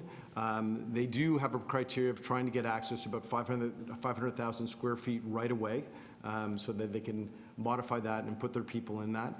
But Toby, I might want Toby to answer a little bit, because Toby just came back from Seattle, and they have about 13 million square feet of office space in Seattle, and should talk about the way they've morphed and grown there as well. Yeah, it's very interesting when you see the site, because it's not what you expect. It's not a Microsoft campus. It's not an Apple campus. They have between 30 and 36 buildings in downtown Seattle, none of which are the same design. None of them are logoed. None of them are branded. They grew in a rather sort of hodgepodge kind of way. So you don't know when you go through downtown Seattle whether one building is Amazon. They do have two major buildings. They have grown so exponentially. Now, as Mark is suggesting, they have a very, very urban campus. To call it that is a bit of a stretch. I think it's easier to call it a precinct, because they're all around. But they are extremely cost conscious. They really want to know that they can move through planning stages very quickly. They're looking for very close collaboration with the municipalities in which they're located, because they don't think that they are taking care of their employees, and then the municipality has to be able to pick up from there in terms of offering amenities. But it's not what you think in terms of the typical Silicon Valley thing. So, but at the same time, the advantage that the Toronto region has is we can turn to Amazon and say, we can meet your needs any way you want. The same thing that's going to be able to be offered anyway, which is Mark is speaking about, is their incredible need for talent. You can find that anywhere in the Toronto region. We'll be able to supply it. One thing just to keep in mind, this is a global headquarters. It's not just tech. It's everything. It's everything from accounting to law to the guy who, when you press Alt-Control Delete and ask him why it isn't working, that will be here. So it's a very broad-ranging proposal. Great, thank you. I think another point that we'd have to be confident about is that I also think at a point we have to also ask Amazon or any future company, what will they do for us? What will they do for improving our city and our region? And I think that should be part of our dialogue with them as well. Thank you, because that was my first question. So you give me an answer. And so adding to my question, so the elephant in the economy is Donald Trump, as it relates to this particular issue. He has been on record, has also stated that he is going to increase the tariffs and duties on companies or American companies that are going elsewhere. I'm just wondering, in this big picture, in this crazy old world and crazy economy that we exercise our attention in, why would Amazon want to move anywhere other than the United States, given a Trump environment? That's a tough Because I think that's a question that I would hope that you'd be asking yourselves. Yeah, of course, and the question that Amazon is asking themselves too. Jeff Bezos owns the Washington Post. I think he is on the other side of the political fence as relates to the current president. Yes. And he's a disruptor. Yes. as well. So I think we have to look at this as it is an opportunity. It's an opportunity for us to shine. Again, if it doesn't happen, it is an opportunity for us to turn to the next company, to Alibaba, to all the different businesses that are out there on different scales as well, to present, to put our best foot forward. So I can't answer the question is, will there be political, there will be political pressure to stay, but at the same time, Jeff Bezos is his own character. Sure. And will he do that? That'll be an interesting one. Yeah, no, that's fair. Go ahead, Janet. Just, Councillor, just to add to that, I mean, in some ways, this is very similar to the pitch that we did for HSBC's headquarters when they were looking at moving their global headquarters out of the UK. I mean, everybody knew the odds were pretty astronomical, one, that it would move at all, or two, that it would come to Toronto. But out of that, we got, I think, three very important things. HSBC got to see a value proposition here that they hadn't looked at before, which is actually supporting more growth here than might have happened normally. We didn't get the headquarters. We are getting legitimate, good, I'll call it consolation prize. Right. Secondly, it is putting us on the map, as Mark has quite rightly said, very, very nicely. And thirdly, what it is also proving, I think, is the wisdom of the thinking that went into creating a region-wide entity that can actually step up Toronto Region's game. So it's good for, I shouldn't say good for practice, but in a way it is, right? I mean, so we're doing it, it's working, is working better than what it did with HSBC. And so I think that's an important skill set that we're exercising here on behalf of the region as well. Lots of practice, I get that. Yeah. When you look at incentives that are offered by state and municipalities in the United States, and you look at our incentives or lack thereof, my question is, at this time, and I've read the RFP, I've seen it, but I didn't see anything in there that said there's a requirement for specific incentives. I may not have read that, but is there, from the discussion, Toby, you've gone out to Seattle to meet with them, the discussions that you've had, is there an impression that there's a requirement for much government incentive as an inducement for them to come to Toronto or any other place in Canada? Why don't I give a high level on that, and Toby can answer as well. So yes, in the RFP, they do talk about incentives, what type of things that governments can add to this, and a very collaborative approach with municipalities on that. I think, and Ed Clark is leading the charge on that as relates to the. Who's a Scarborough guy, by the way. Oh, good, good. Add that. And very efficient at getting things done.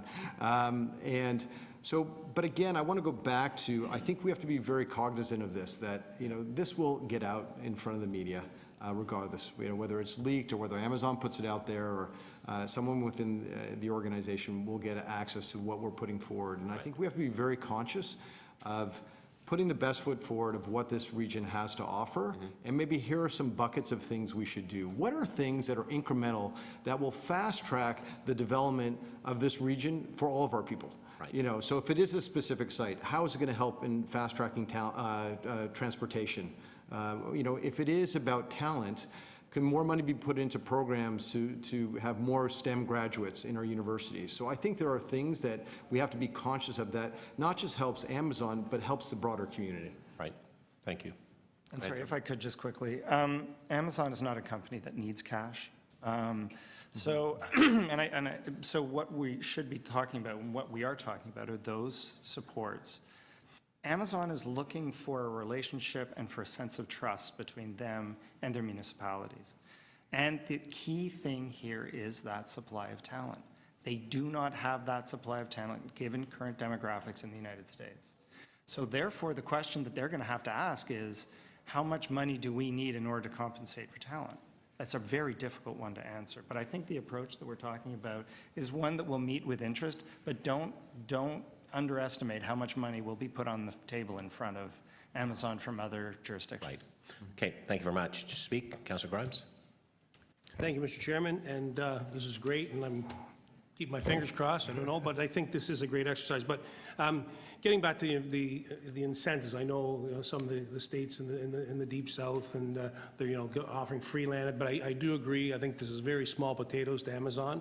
I think the things we're going to have to offer is the talent pool here, the most multicultural city in the world, helping with immigration, people coming and the planning process. I think that really have the offer is the talent pool we have in the city. So I think that building out our TIGs would be very small to them. But I do think this is a great exercise. And Mark's a sports guy like me. We've talked about this before, but, looking back post Pan Am Games, I always thought it'd be great to work with the region to say, at Hamilton, how many does your stadium hold? What are all the infrastructure we have to host these major sporting events? We had that. We really don't have that. So when somebody does come forward, we know what's in the region. This would hold this would hold that. Rico holds this, Clair holds this. So that's my sports analogy on it, but I mean, having this is a great exercise. Even if we weren't successful at Amazon, I think with all the media play we're going to get on it, some other comes, hey, listen, I just saw this come out from Toronto's bid.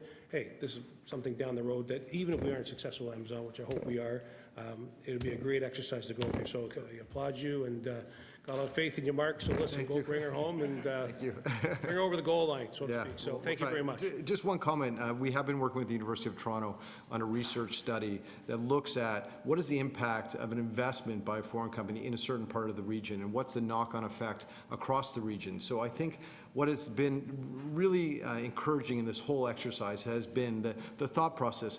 It's not just about where the site is. It really is that knock-on impact of people will be traveling on Metrolinx. People will be traveling from Brampton and Durham or whatever location to get there. So it was very interesting, the presentations we'd have seen from the airport and then from the trade. All these things play into our pitch. So thank you. All right, thank you. Councillor Kelly? Speak. Chair, I think what has to be an integral part of the presentation is the lifestyle of the city. I remember talking to a family a year or so ago who were relocating from the United Kingdom, and the family, the kids were teenagers, toured Montreal, Toronto, San Francisco, and I think maybe a number of other cities. To make the decision about where the family would locate, they sat down at the end of the touring around the kitchen table, and the father asked the family, well, what do you think? Where would you like to live? Because I can do my business, in any one of these cities, but in which city would you like to live? And he said it was unanimous. They all said Toronto, because we've got something for everybody. TSO, opera, ballet, TIFF movies. Don't forget Drake. Well, I'm just going to say that. I was going to say that. I do a number of interviews with American media, social media, and often they ask about Drake's contribution to the city, and my response is, we've got a solid economic system here, but Drake has given us attitude. We're cool. This is a cool place in which to live, work, and play. And I think you've got to get that across as well. If I were an Amazon employee and maybe relocation was part of the situation, I would be delighted to know that I'm going to Toronto. There's something for everybody in this city. And my teenage kids are going to be more excited probably than me, because Toronto does have that brand today. This is a cool place in which to live, a hot place, I guess, in which to do business. Yeah, you're absolutely right. Mark? Oh, sorry. No, that's good. Thank you very much, Councillor Kelly. Just before I speak, I had wanted to ask the general manager to comment on this, but when I looked over, he wasn't in the room at the time, and so he is in the room now.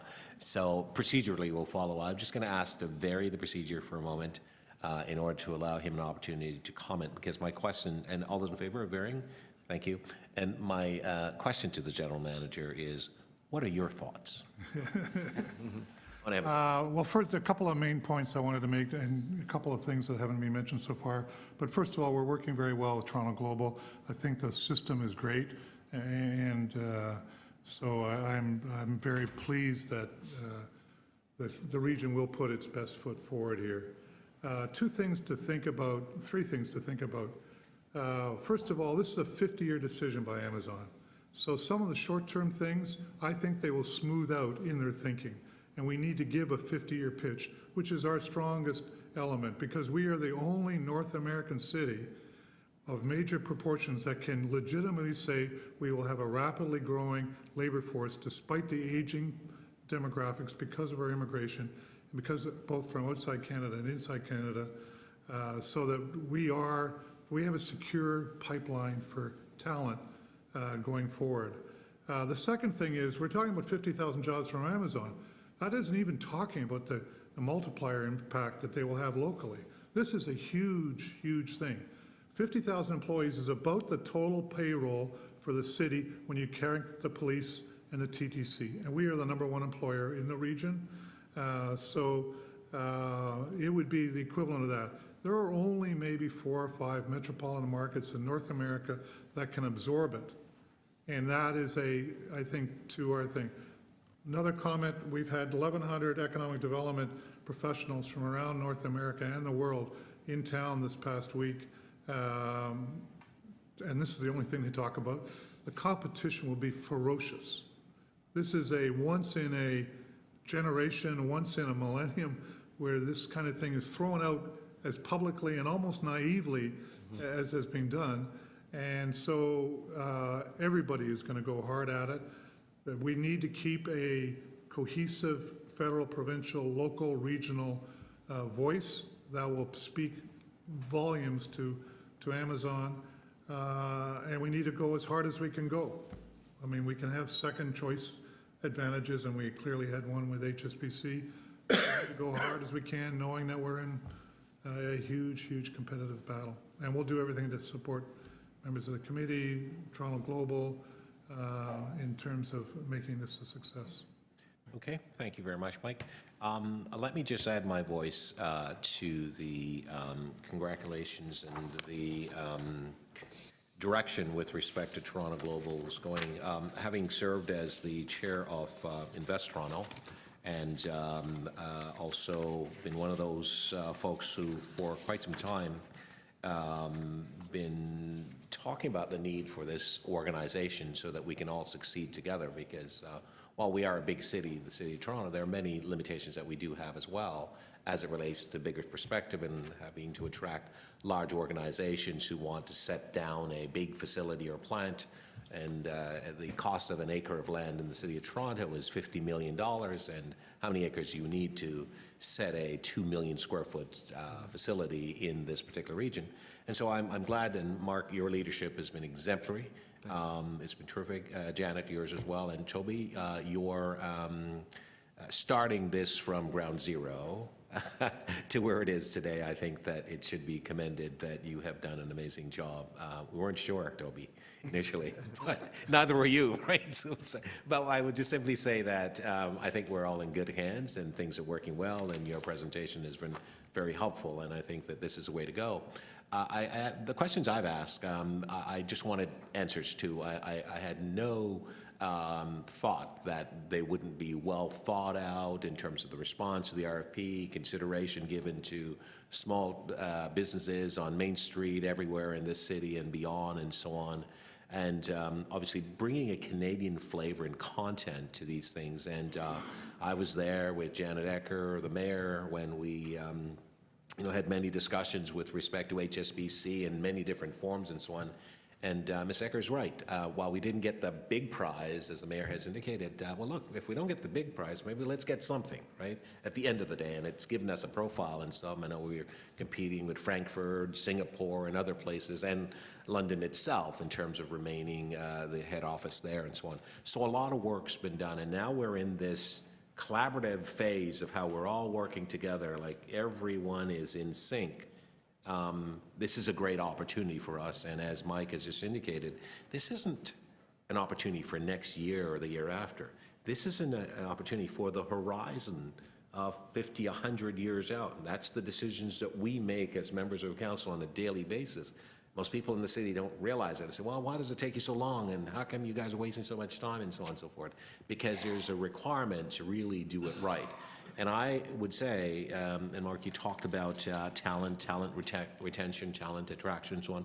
We have the talent here. We have the diversity. We've got all of those things. And I would say that we have the political climate, really, that is encouraging and that is such to encourage this type of activity. But we do have, I'd say, as I said, the elephant in the economy and I guess the unpredictable nature of some to make comments and to say things. And while Mr. Bezos owns the Washington Post and a variety of other things and Whole Food Market and all of these things, it is still something that when that pressure of 250 million people is against you, we have to recognize. And the discussion that Mike has just brought into the mix with respect to the many economic development officers who have come in from around the globe. I spoke yesterday at their luncheon and spoke to many last night at Castle Loma, and it is something that every one of them has their eyes on and so on. So it will be up to us in terms of how we collaborate, how we put it together and so on. But at the end of the day, I'm very assured that we will do the right thing in the best interest for everyone in the region and the people of Toronto. So I'm very happy with respect to the leadership that you are all taking on this.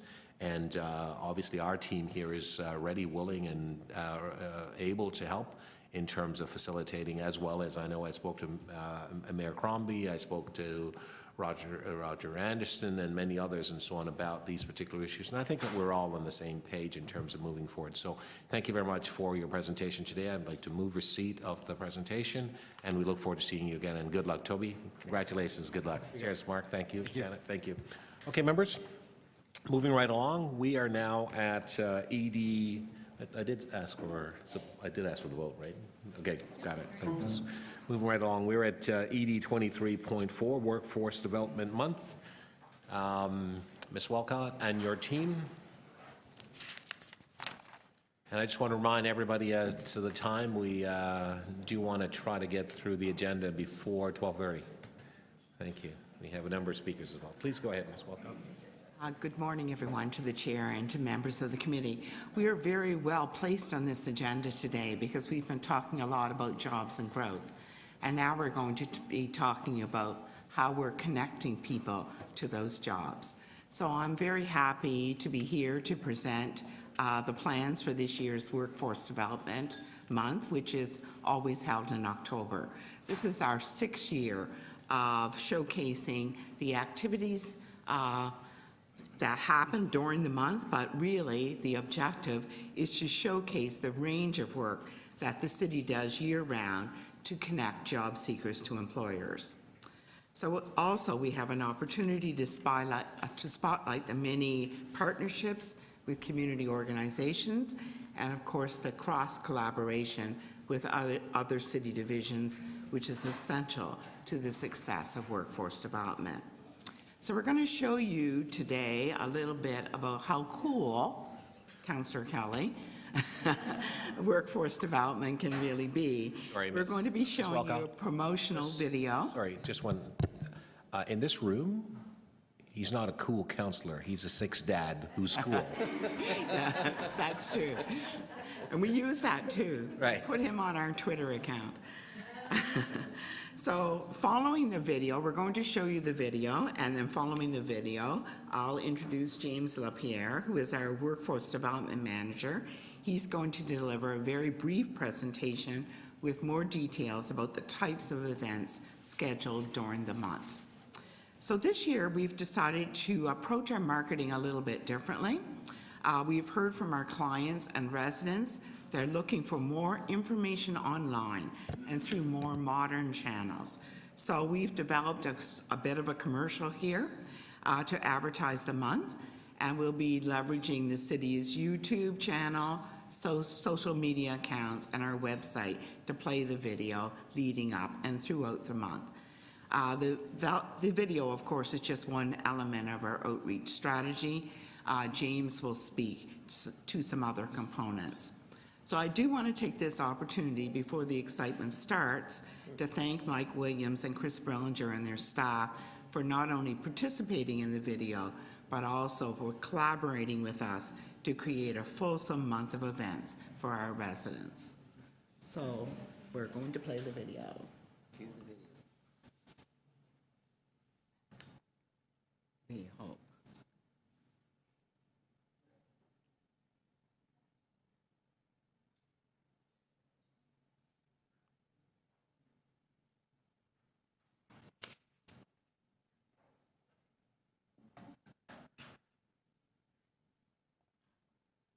Sorry about the delay.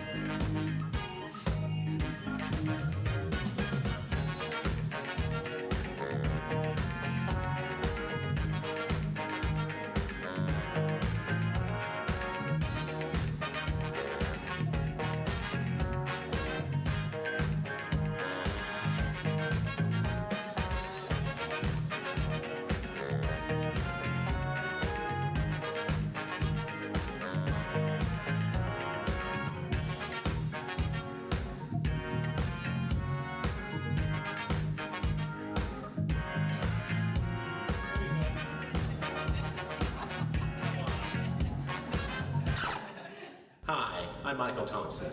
Every October, the city hosts Workforce Development Month, which showcase a number of city programs and services, including events with employers and community partners. Similar events like these happen all year round, connecting residents to learning, networking, and employment opportunities. We are so excited about all the events planned for October. In a city as diverse as Toronto, it is important that the programs, services, and support we offer meet the needs of both job seekers and employers. I encourage you to visit www.toronto.ca Work1 to find out more about our events and services available for you. Hey, catch up, Mark.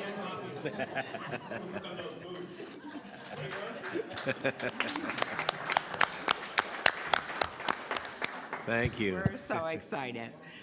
So I'll turn you over to James LaPierre now, who's going to do a little bit of a more formal presentation about the events of the month. Formal and perhaps a little less exciting, I'm not sure, but I'll try and follow that performance for sure. Good morning. As Ms. Walcott mentioned, my name is James LaPierre, and thank you, Mr. Chair and members of the committee, for the opportunity to present to you this morning on what is the 2017 Workforce Development Month for the City of Toronto. As the presentation goes up, I'll go right through here. As was mentioned in the video, October has been designated as Workforce Development Month, and it provides an opportunity for the city to demonstrate partnerships and events and activities with job seekers, employers, and our vast array of community partners across the city to advance the goals of both the Workforce Development Strategy and the Poverty Reduction Strategy. During the month, Toronto Employment and Social Services works closely with other city divisions, including Economic Development and Culture, Social Development, Finance and Administration, Parks, Forestry and Recreation, the Toronto Public Libraries, Children's Services, and many, many others. Together, the city divisions across Toronto build Workforce Development Month activities that create opportunities for job seekers to enter into and progress through diverse employment sectors. They also build strong community connections to engage diverse communities and, of course, strengthen private sector employer partnerships. Overall, the purpose of Workforce Development Month is to demonstrate the variety of ways city divisions are working together to support job seekers and employers. It showcases the work the city does with community agencies and employers, celebrates these partnerships, and confirms the city's commitment to job seekers and employers throughout Toronto's diverse communities.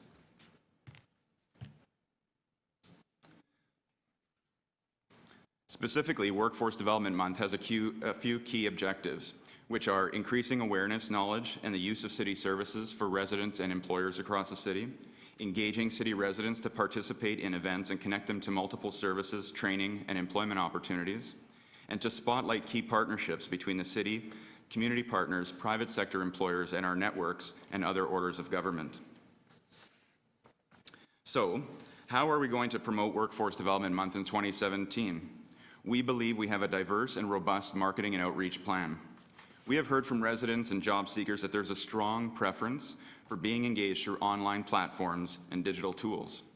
That's why we have focused on increasing our online presence this year. The video you just saw, for example, has already been posted on the city's YouTube channel and will be promoted through Twitter and Facebook over the following 6 weeks. It's really our workforce development commercial, if you will. We also began promoting Workforce Development Month back in early September using our online workforce development calendar on the city's Work One website, which was mentioned in the video as well. We will also continue to promote events and activities through our employment centres, TPL branches, PF&R community centres, and Toronto Civic Centres throughout the month. We'll also leverage our partnerships with dozens of our community partners, including Employment Ontario, the Youth Employment Partnerships Network, and large organizations that we partner with all year round, such as the United Way, Civic Action, and the Empower Group. We've also started promoting specific events online through community publications, such as Snapped. For large-scale events, like the September 27th Yorkdale recruitment event, we'll also be issuing media advisories and press releases to engage broader media channels throughout the month. Of course, through you, Mr. Chair, we would also like Workforce Development Month to be acknowledged at the next City Council meeting on October 2nd, where information can be provided and links to the various web sources of material for City Council. So what types of events are in store throughout Workforce Development Month? First, I must say that we have a wide variety of events lined up that are geared towards specific job seekers and residents. This includes events for newcomers, Indigenous people, single parents, the LGBTQ2S community, and youth. These events also span a range of industry sectors, including but not limited to, of course, construction trades, retail, financial, manufacturing, the public sector, hospitality, technology, which we heard about a lot this morning, healthcare, and small business. As mentioned, many events are posted publicly, on a Workforce Development Month calendar that's available on the Work One website at the city. Events continue to be added in the lead up for October, so continue to check regularly for updated event information.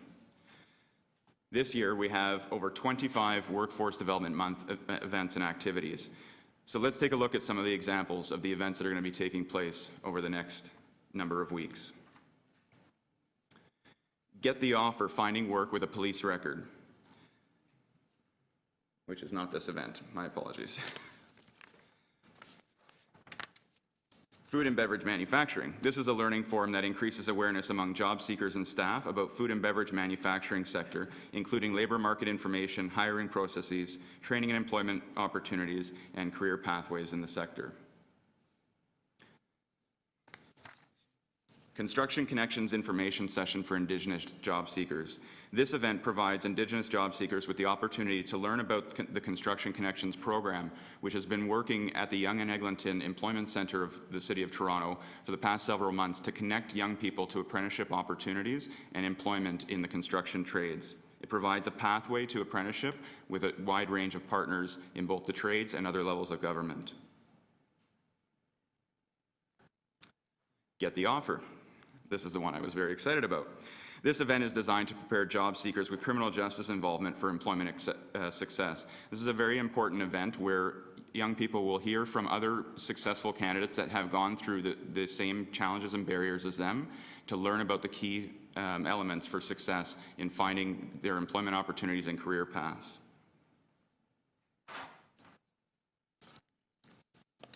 We also have an event on food and beverage manufacturing, which I've already mentioned. My apologies, I'm just a little out of order here. Art Connections, which is a fine art exhibit and sale. This event supports newcomer entrepreneurs by promoting and showcasing the sale of fine art created by newcomer professional artists and artisans. These artists were professional, renowned artists in their home countries, but had a difficult time transitioning to the labor market and the cultural sector in the city of Toronto, and unfortunately had fallen into poverty. Through Tess and our caseworkers, we were able to identify these professional artists and help them to support building up their businesses from the ground up, and we're able to provide support such as information on entrepreneurship training, connections to startup funds, business marketing, and financial management supports. Of course, every year we have a very exciting event, which is the City Career Information Event, which draws hundreds of job seekers and residents from across the city to meet with city staff to learn about the careers in the public sector, as well as the onboarding and hiring process at the City of Toronto. And of course, as I mentioned, you can check out the calendar for information on many, many other events that are happening throughout the month. So, as was mentioned earlier, follow us on Twitter, Facebook, and social media, and hopefully we will have a very successful month with your help and our very robust marketing strategy throughout the month of October. Thank you. Thank you.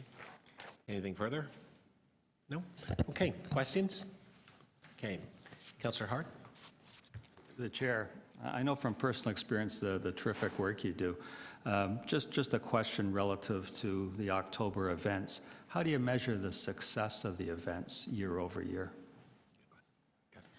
Well, we're tracking the success in a couple of ways. Certainly the degree to which we are able to promote future partnerships and future activities, but we also track the participant who are there and what their outcomes are in terms of being connected with a job, returning to school or getting enrolled in skills training, etc. So jobs are really one of the big objectives. Thank you. Councillor Fletcher has just joined the table. And Councillor Fletcher, question? Thank you. Thank you very much. I just noticed your workshop for those with a police record. What would you consider, what's being considered as a police record? Yeah, I'll answer that. Yeah. So in terms of a police record, it's any criminal justice involvement. So we're having a broad scale of the definition. So it's not specific to a particular charge in terms of an offense, for example. So we're inviting all folks that feel that they've been excluded from the labor market because of criminal justice involvement to come and learn about what are the opportunities for them. In specific, it's really about hearing from other people that have gone through the same challenges and understanding what are the methods, what are the tools, and what are the resources available to help them move forward. And TESS does provide some supports for people who are looking for record suspension, etc. So I'm just wondering if that includes carding. So it's criminal justice involvement. So again, we're promoting quite widely, and if folks feel that they've been excluded from the labor market because of that type of involvement, then we're confident that we'll be able to support their needs. We also have another specific event that hasn't been showcased here, but is on our calendar as well. That's for folks that are in probation or on probation or parole, with a similar theme in a different area of the city as well. I'm mostly interested in those that have been stopped carding because they're kids of color. Absolutely. And that is a barrier now for their employment. And are you dealing with that in particular, the issue of carding and barrier to employment that people are feeling?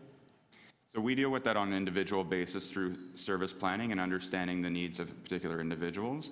The broad-based event that we're showcasing through Workforce Development Month is more about the general sense of what the pathways are, what the options are available in terms of employers that hire, the legal system, understanding people's rights and responsibilities in the context of that, as you say, very important topic. And as far as the city as an employer is concerned, particularly for part-time or community hiring, what's the situation when you've been involved in, you call it criminal justice, but essentially when you've been stopped 10 times and now that's on your record? What is our current policy for hiring? So you mean what is our policy within the city of What's the Toronto? city's policy, correct? That would be perhaps a question better directed to human resources. I do think that we are working out at the issue with human resources and social development and finance to ensure that we bring the barriers down to the extent we possibly can.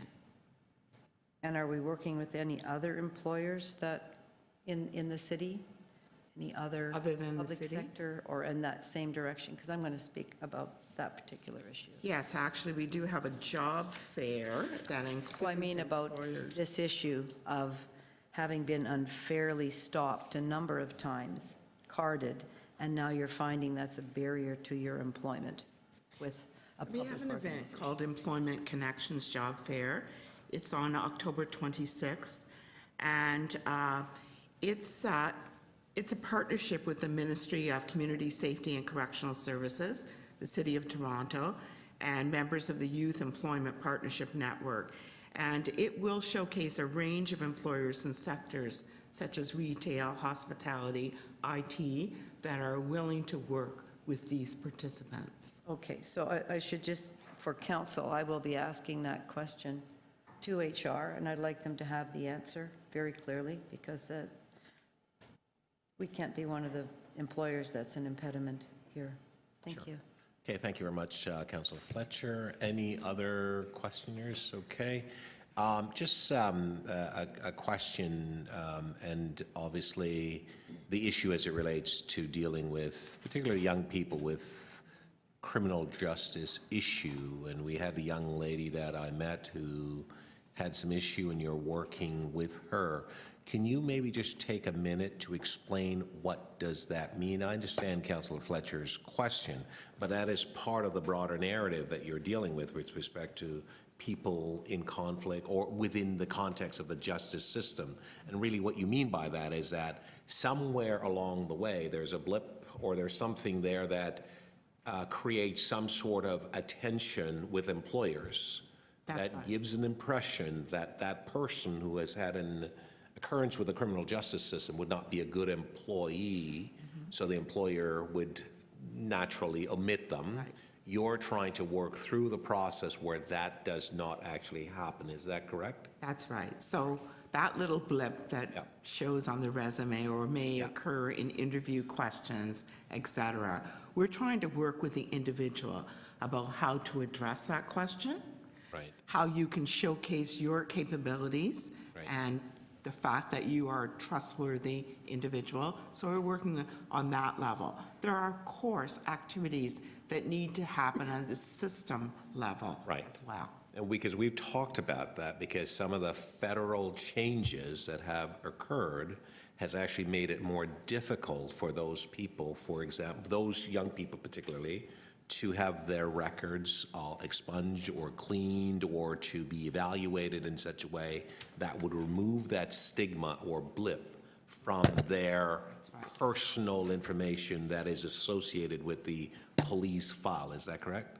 That's correct. We did do a presentation earlier in the year, which showcased the fact that the length of time to get a pardon or suspension has doubled, and the costs have also doubled. So the barriers are higher. Right. So as it pertains to the line of questioning that Councillor Fletcher has pursued, which I think is a good line of questioning, and the councillor has asked offline to the DCM for information come forward from HR, I would like to ensure that when we deal with this particular matter at council, that you also have all of the details relating to the barriers that are now government-induced that are creating a problem for the very people who have records that can't be expunged, and so we are amputating their spirit along with adding a criminal record to their profile. Yes. And so if we would have that information, because I think this is a part of a bigger narrative of discussion. We've talked about it, but I think, as I told you, it would come up, and I'm glad it's coming forward. All right? I just wanted to ask whether or not you think that would be a good thing for you to bring forward, or whether or not you'd be able to bring those information forward. That's great advice. That's in the questions, because I did Thank you. made a statement for it. Okay, thank you. To speak, Councillor Fletcher, did you wish to speak? Yes, I just want to say that thank you very much. It's always great to have Workforce Development Month and let everybody have an entry point.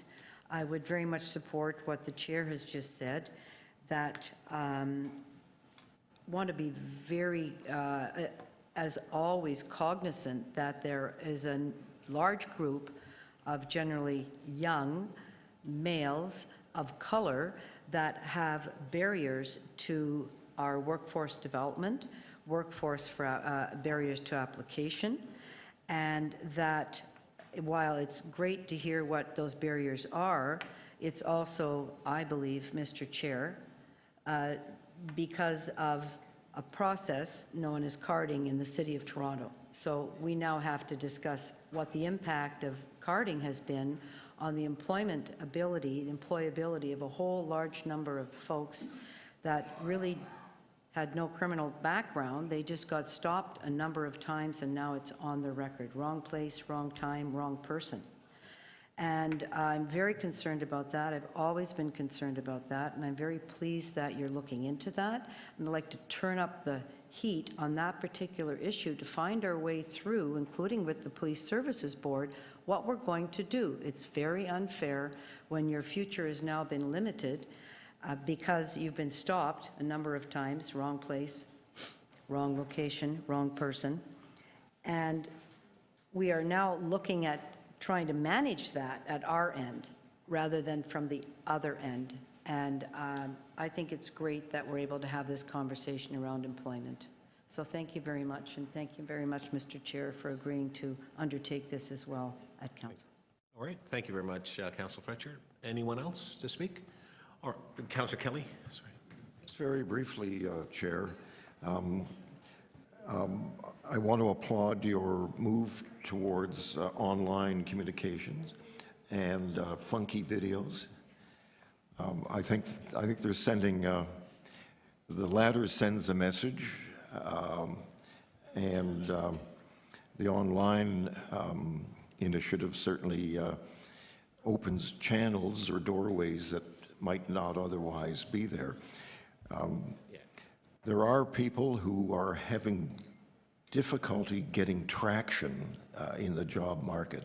And as we all know, jobs are the key to enjoying the quality of life that this city offers.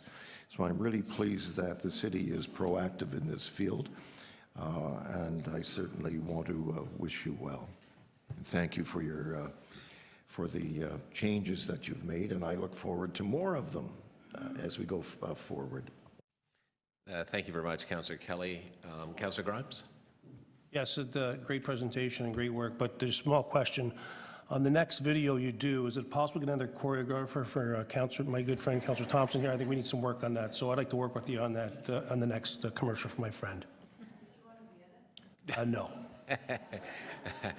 Thank you very much, Councillor Grimes. In my defense, I was on holidays. I came in just for that, and then I left.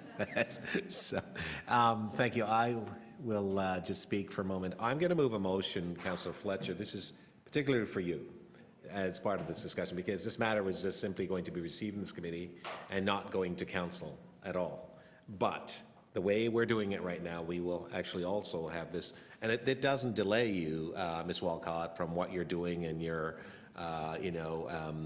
Workforce Development Month, that you continue on with that, but it also allows us to have this discussion at council by way of this motion, that this matter be received and the item be received for information. It will go to council, so we'll have the opportunity to be able to discuss it there. Otherwise, we would not have been able to, and so on. And we need to have that bigger discussion because it's evident on a number of fronts. I know that there's a matter in front of the I guess it's a internal matter with the policing community right now. Matter is being heard about the 4 young boys in I think in North Toronto, where yes, and they there was just a Tavis and some of the things, and reading some of the things that are coming out of that tribunal or whatever it is that the process is, it's really interesting, even some of the evidence that are being given. And it's not a court of law, but I follow the discussion, the narrative and so on, and some of these young people, particularly young black fellows who are engaged in activities of police, I'm appalled when I read the papers and I'm told, the communication that comes forward says, one police officer says to the young black fellow, oh, by the way, this isn't the time to actually talk about your rights, because you're within the context of being dealt with the police. Well, if that's not the time to talk about their rights, I don't know when would be the appropriate time.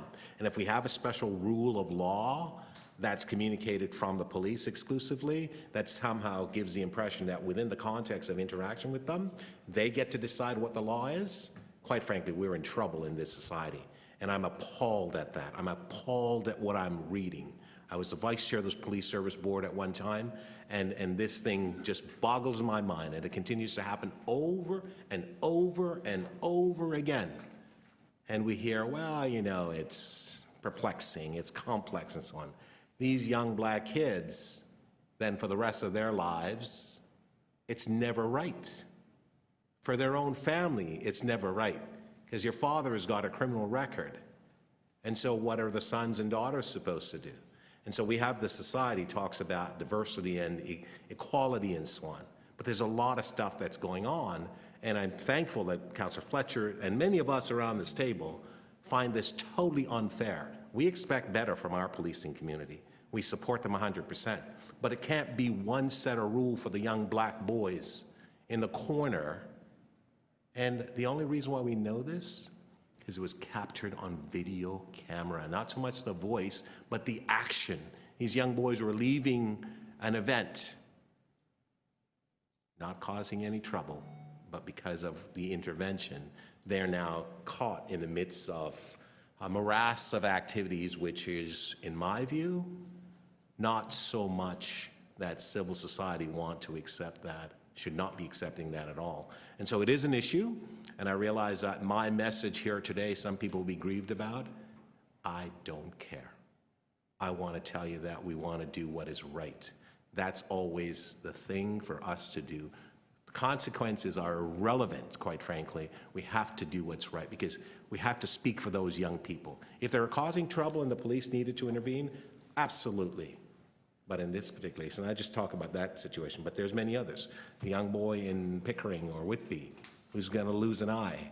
And yes, I know this is a matter in front of the courts and all other things, but it's an interesting situation, the interaction with these young black boys, particularly, and the police. And it doesn't matter what color the police is, quite frankly. It seems to me that is just a systemic problem within this organization. We want to root it out.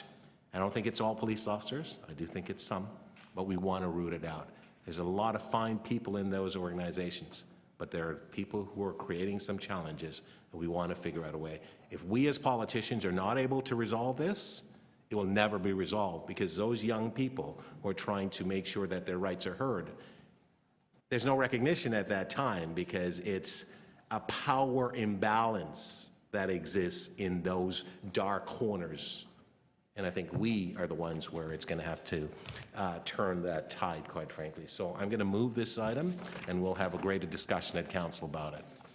All those in favor? Opposed? It's carried. Thank you very much. Thank you, Councillor Foster. Thank you, Mr. Chair. I would like to stay for item 7, but I have a site visit at noon. So I'll leave this in the capable hands of my co-chair. Thank you, and Jonathan's got it, I'm sure. And I know you'll be supporting it 100%. Thank you. Well, Councillor Fletcher, Councillor Grimes is moving a motion. To deal with that right now, then, yeah, I could. To vary the agenda. Yeah, thank you. Okay, that's fine. All right, so just give me a second here. We will then move to ED 23.7, study of film and screen industry studios in the Portlands and south of Eastern Employment District. Councillor Fletcher is going to speak. We also have Jonathan Ahi is here as well, who's a co-chair of the Toronto Film, Television and Digital Media Board. So will Jonathan speak first, Councillor Fletcher? Jonathan, would you come on up, please? Sorry. Okay. Jonathan, you're no stranger to this committee, so welcome and good to see you again. You've got 5 minutes. Good to see you again, Councillor. Although I am no stranger, but I didn't know you had moves like that, so. Okay. That's very good. So the next time there's a musical shooting in Toronto, I'm going to have an agent Apparently, call they you. will get better with Mark. All right? You're moving on up.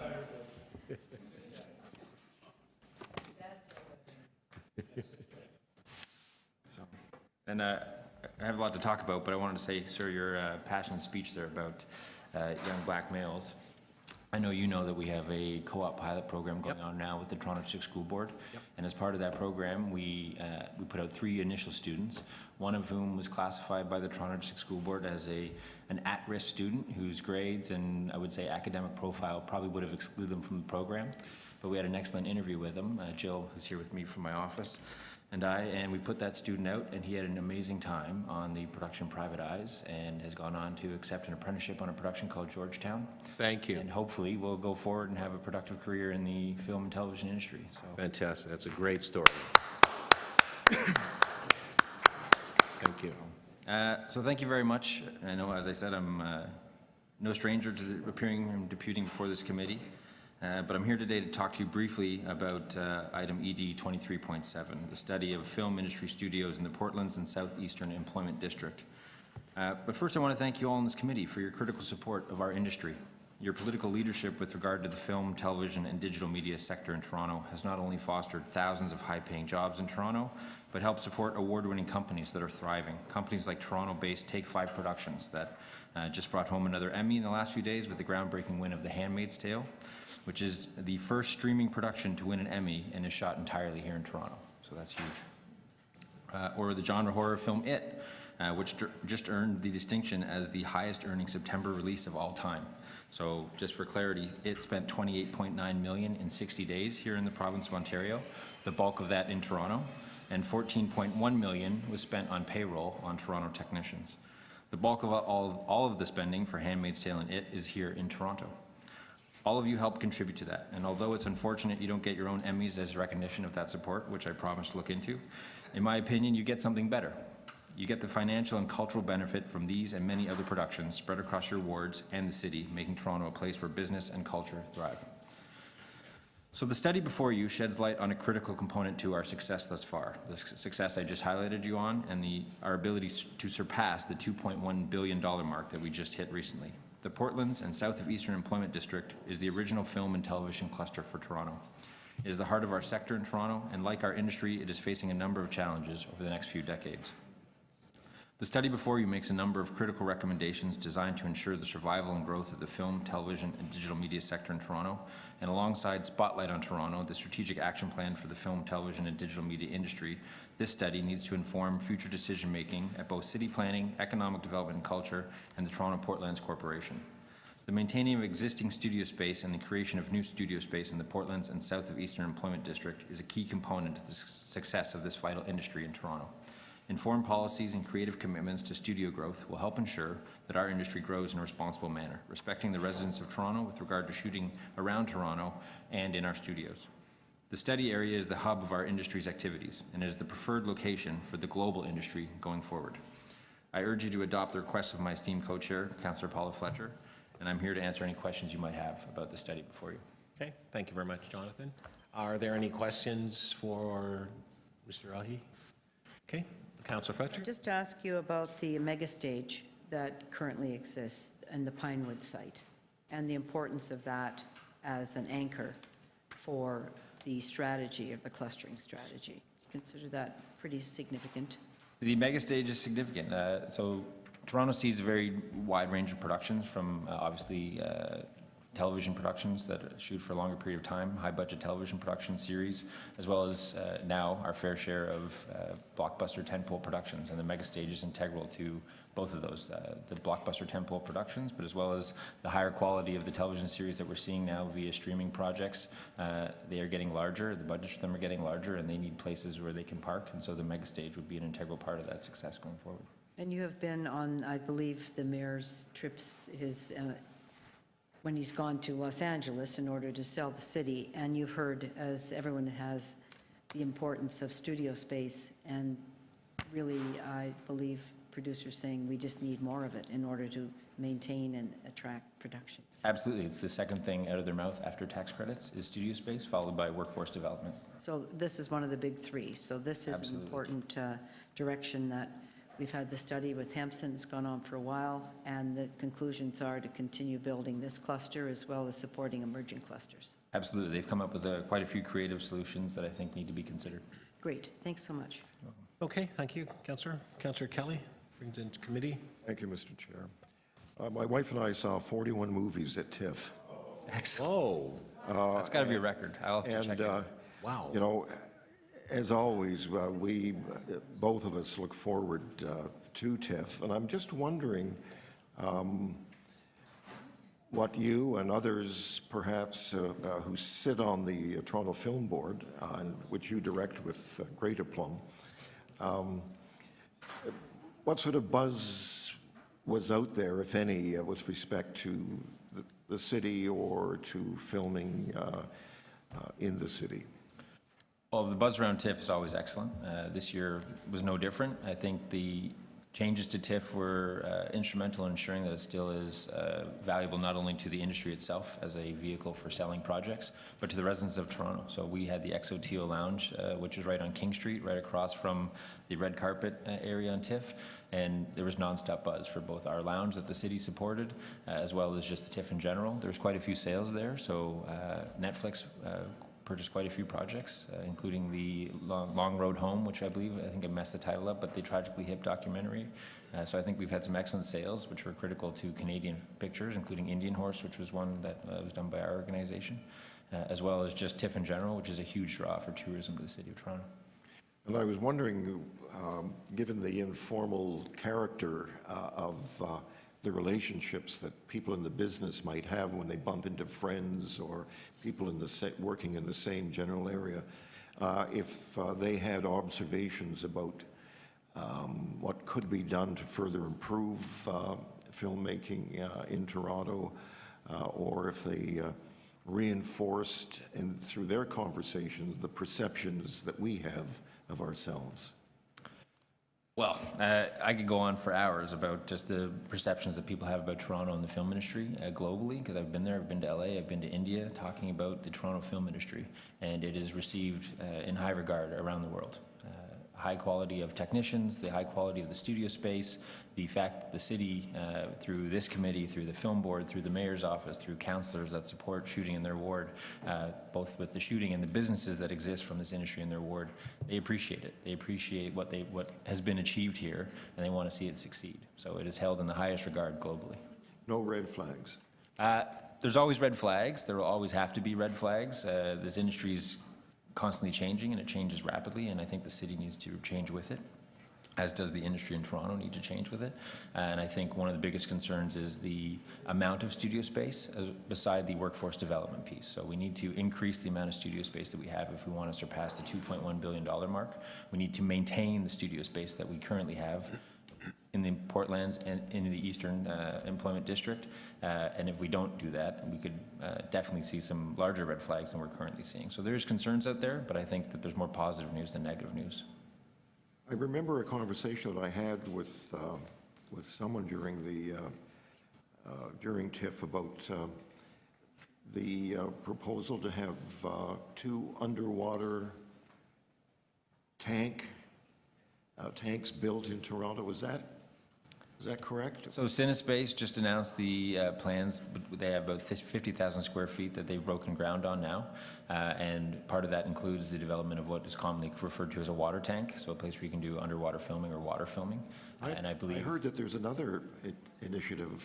There's others floating around there. So on the Pinewood facility, I believe there's discussion about that potentially. And then there's other developers who are out there, both current studio owners and new players to the system, who are looking for employment lands in and around the city of Toronto, including in the study area, where they can break ground and spend money, foreign money potentially, but definitely local money, on developing high quality Tier A studio space that will attract and continue to attract high quality Tier A productions, both television and film. Now, in the last question, and you can do this outside of this context, what did you think of Mother? I haven't seen it. I spent a lot of my TIFF time, fortunately, making deals and ensuring that the industry players are having a good time. So after post-TIFF and post this, I will be sitting back to stream and watch movies legally and get caught up. Yes, somebody does. One has to work. I don't work any harder than you or Councillor Pollard-Fletcher or those around this board. All right, any further questions from members? Seeing none, to speak, Councillor Fletcher. Yes, thank you very much. I understand, Mr. Chair, you'll be moving the adoption of this report. It's a very significant report in that economic development, and Mr. Williams undertook to have Hempson, which is they won, but the very reputable firm in terms of understanding the dynamics of employment in the City of Toronto, look at the factors for success for the film industry. And one of the factors for success is clustering in the film industry. We have a cluster that is around the mega stage and a number of other studios in the south of Eastern and Portlands. We also have another emerging cluster, which is in Councillor Grimes' area and Councillor DeCiano's area on Kipling Avenue, which hosts William F. White and large studios. So we needed to test, are clusters important, or can you have film studios here holus bolus throughout the city? And the conclusion is, yes, they are, and that there's certain factors that are important, and that has to do with proximity to transportation, proximity to downtown. The same reason people like to be in Toronto at TIFF is the same reason that people like to shoot close to downtown, because it's easier for them to get back and forth. So it is a challenge at this point to maintain that cluster and grow that cluster, but there are different recommendations here in order to achieve that. And one of them is to have a strategy, a very clear strategy within the growth in this area, in the south of Eastern area and also the Portlands, to maintain the film cluster. And that also requires a commitment. And I know there is a commitment through economic development to figure out the fine nuances as downtown is moving east. And how do we maintain this particular feature?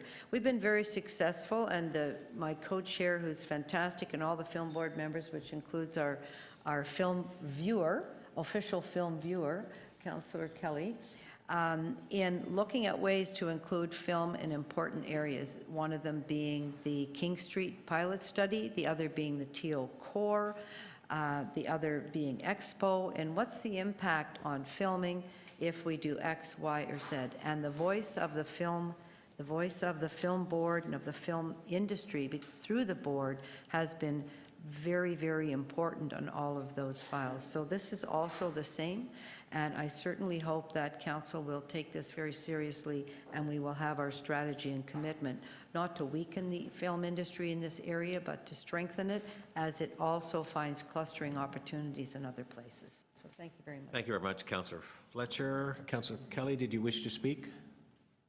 Did you wish to speak? You can then also move the report as well, and I don't have to speak. Well, Speaker, I fell in love with movies when I was, 4 or 5 years of age, 6 years, I guess, when I went to matinees as a kid.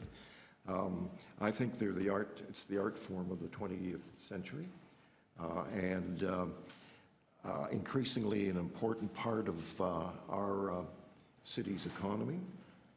We are, I think Richard Florida put his finger on it when he said that success going forward is going to be dependent on attracting and keeping creative people. And we've heard that in the previous submissions to this committee. And so I want to congratulate the chair and co-chair for moving the debate, the dialogue on the importance of film, movies, TV, and digital entertainment forward. And it's my hope that the city is prepared to walk the talk. You know, a lot of cities out there, I'm sure, will enunciate similar values. These are the values that we believe in, and these are the values that will shape our policy making. But a lot of cities, despite making those statements, don't walk the talk, because sometimes to do that, you've got to make some tough decisions because you're balancing a variety of initiatives. But I think that this is that the ideas that are being brought forward today, I think, are not only important, but I think they're critical to the economic vitality of the city, not only today but going forward. So thank you very much, and I'm looking forward to talking with you later about some of the movies that you'll be seeing now that you perhaps have more time to do that. Can you move the report, Councillor Campbell? And I'm moving the recommendation. the recommendations, the requests. Okay. All those in favor? Opposed? That's carried. Thank you very much. Thank you, Jonathan. All the best. All right. So moving right along, members, we are now moving to ED 23.5. We had Mr. Glavick is not here. So what say we, members? All those in favor? This will be referred to the General Manager of Economic Development. Is that the motion you're moving? That's, yes. That will refer this item to the, it's on the screen. It's coming up shortly, momentarily. All those in favor? Opposed? That's carried. Okay, thank you. We're moving along. We are now, members, moving to ED 23.6. And I would like this, which is Toronto Music City Not-for-Profit Opportunities. And I would like to invite Andreas Kilogianidis. I always butcher his name. Andreas. He's the Executive Director of the Toronto Music City. And you may want to just enhance your last name because I always seem to have tongue-tied with it. Thank you, Andreas. That was a good effort. You are an amazing ambassador for this initiative, and thank you for the work you do. No, well, thank you, and I appreciate the opportunity to be able to speak to committee today. I'd like to start by just saying that I applaud this committee and the city and the Music Advisory Council's efforts to create affordable housing for musicians and to support shovel-ready projects. And while I will be speaking to this specific project, my goal here as well is to highlight that this is something that the city needs and that the industry really needs as well. And we should also look to support other shovel-ready projects when and where they arise. So just some background on this project in Toronto Music City. Toronto Music City is a federal non-for-profit. In partnership with the Daniels Corporation, we are seeking to develop a 100-unit affordable housing development exclusively for musicians in Regent Park. Our vision is to create a container for innovation and creativity, a space for musicians to live, work, grow, and play, and which offers opportunities to collaborate with creatives in film, digital media, and technology, and to commercialize their works through third-party media partners. We also envision this building and its facilities and its spaces as being integral to the Regent Park community and adding to the vibrancy of that community as it already is. So I'd like to just review a few different reasons why I think committee should consider supporting this project. And also I'd like to add some thoughts on my own at the end. So there are a few reasons why I think this project is a prime opportunity to make an impactful contribution to Toronto and to Regent Park. The first one is that the land is zoned and it's shovel ready. This project could be under construction realistically by 2018 and done by 2020. We have architectural plans. We have a partner in terms of one of the best builders in the GTA being Daniels. And the Daniels Corporation supports this project at the highest levels, and we could not, frankly, wish for a better partner. We have a written mortgage commitment from a leading financial institution. What we need right now to move this project forward is an injection of some type of money so that Daniels and Music City can tie up the land and move it forward. We have a written mortgage commitment for up to 2/3 of the property. So we're very much ready to go. Supporting projects like this is in line with the city's stated goals in the music strategy to create an environment that is friendly to music creators. The creation of affordable housing is identified explicitly in that strategy as one of the city's and council's stated goals. And notably, this project would increase the supply of affordable housing in Toronto while also diversifying ownership away from Toronto community housing. So it kind of completes a dual goal there, because I know that's been a stated intention of the mayor and of council as well, to create new stock, but also to remove it from perhaps the ambit of TCH. This project also has municipal support from several city councillors who have expressed their support for the project. It's also supported by the industry. We have support from folks like SOCAN, from the major record labels, who are standing up and recognizing that this is a need for the Toronto music ecosystem, and they're willing to support this. In addition to those reasons, I want to emphasize a couple of points. I think what we've created here is an opportunity. It's a limited time opportunity, and it's a rare opportunity, and a lot of the heavy lifting has already been done to get this to this point. And what we're looking for here from the city is some recognition of support, whether that's in kind, whether that is financial, to move it forward. Every time we talk to the feds or the OMDC about this project, which we have, their answer is always, well, what is the city's position? What does the city think? And we've been unable to concretely answer that, and I'd like to be able to do that. And we've talked a lot about branding, and I know, Councillor Kelly, you talked about this as well. We heard from the Toronto Global folks on branding the city. I think projects like this and this specific opportunity is a fantastic way to brand the city and to celebrate our cool and to attract people here.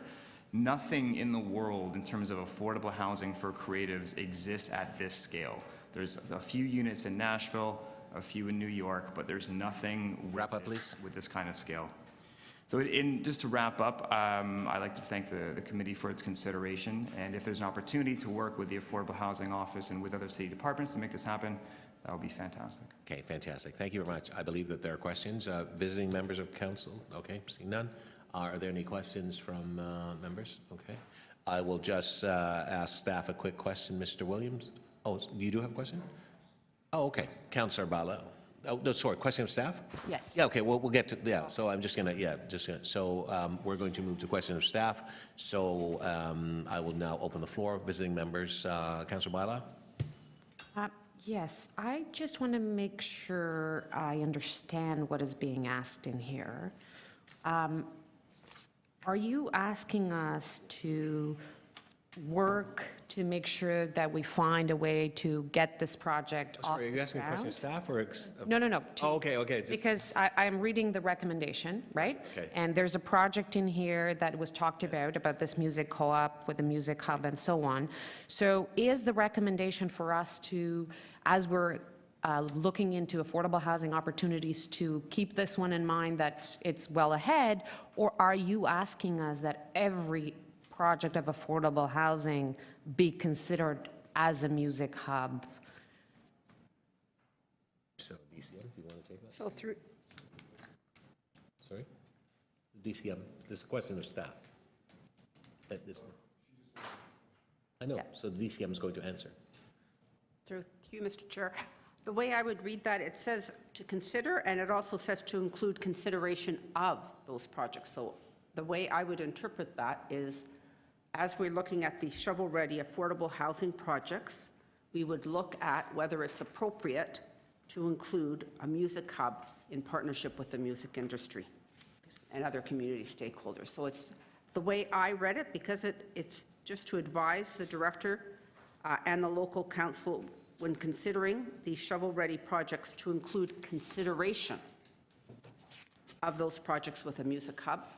So I didn't read that as an official direction, just that we should consider that and see if it's appropriate, working with the music industry and community stakeholders in that area. Okay, great, thank you. Okay, thank you. Councillor Frakadakis?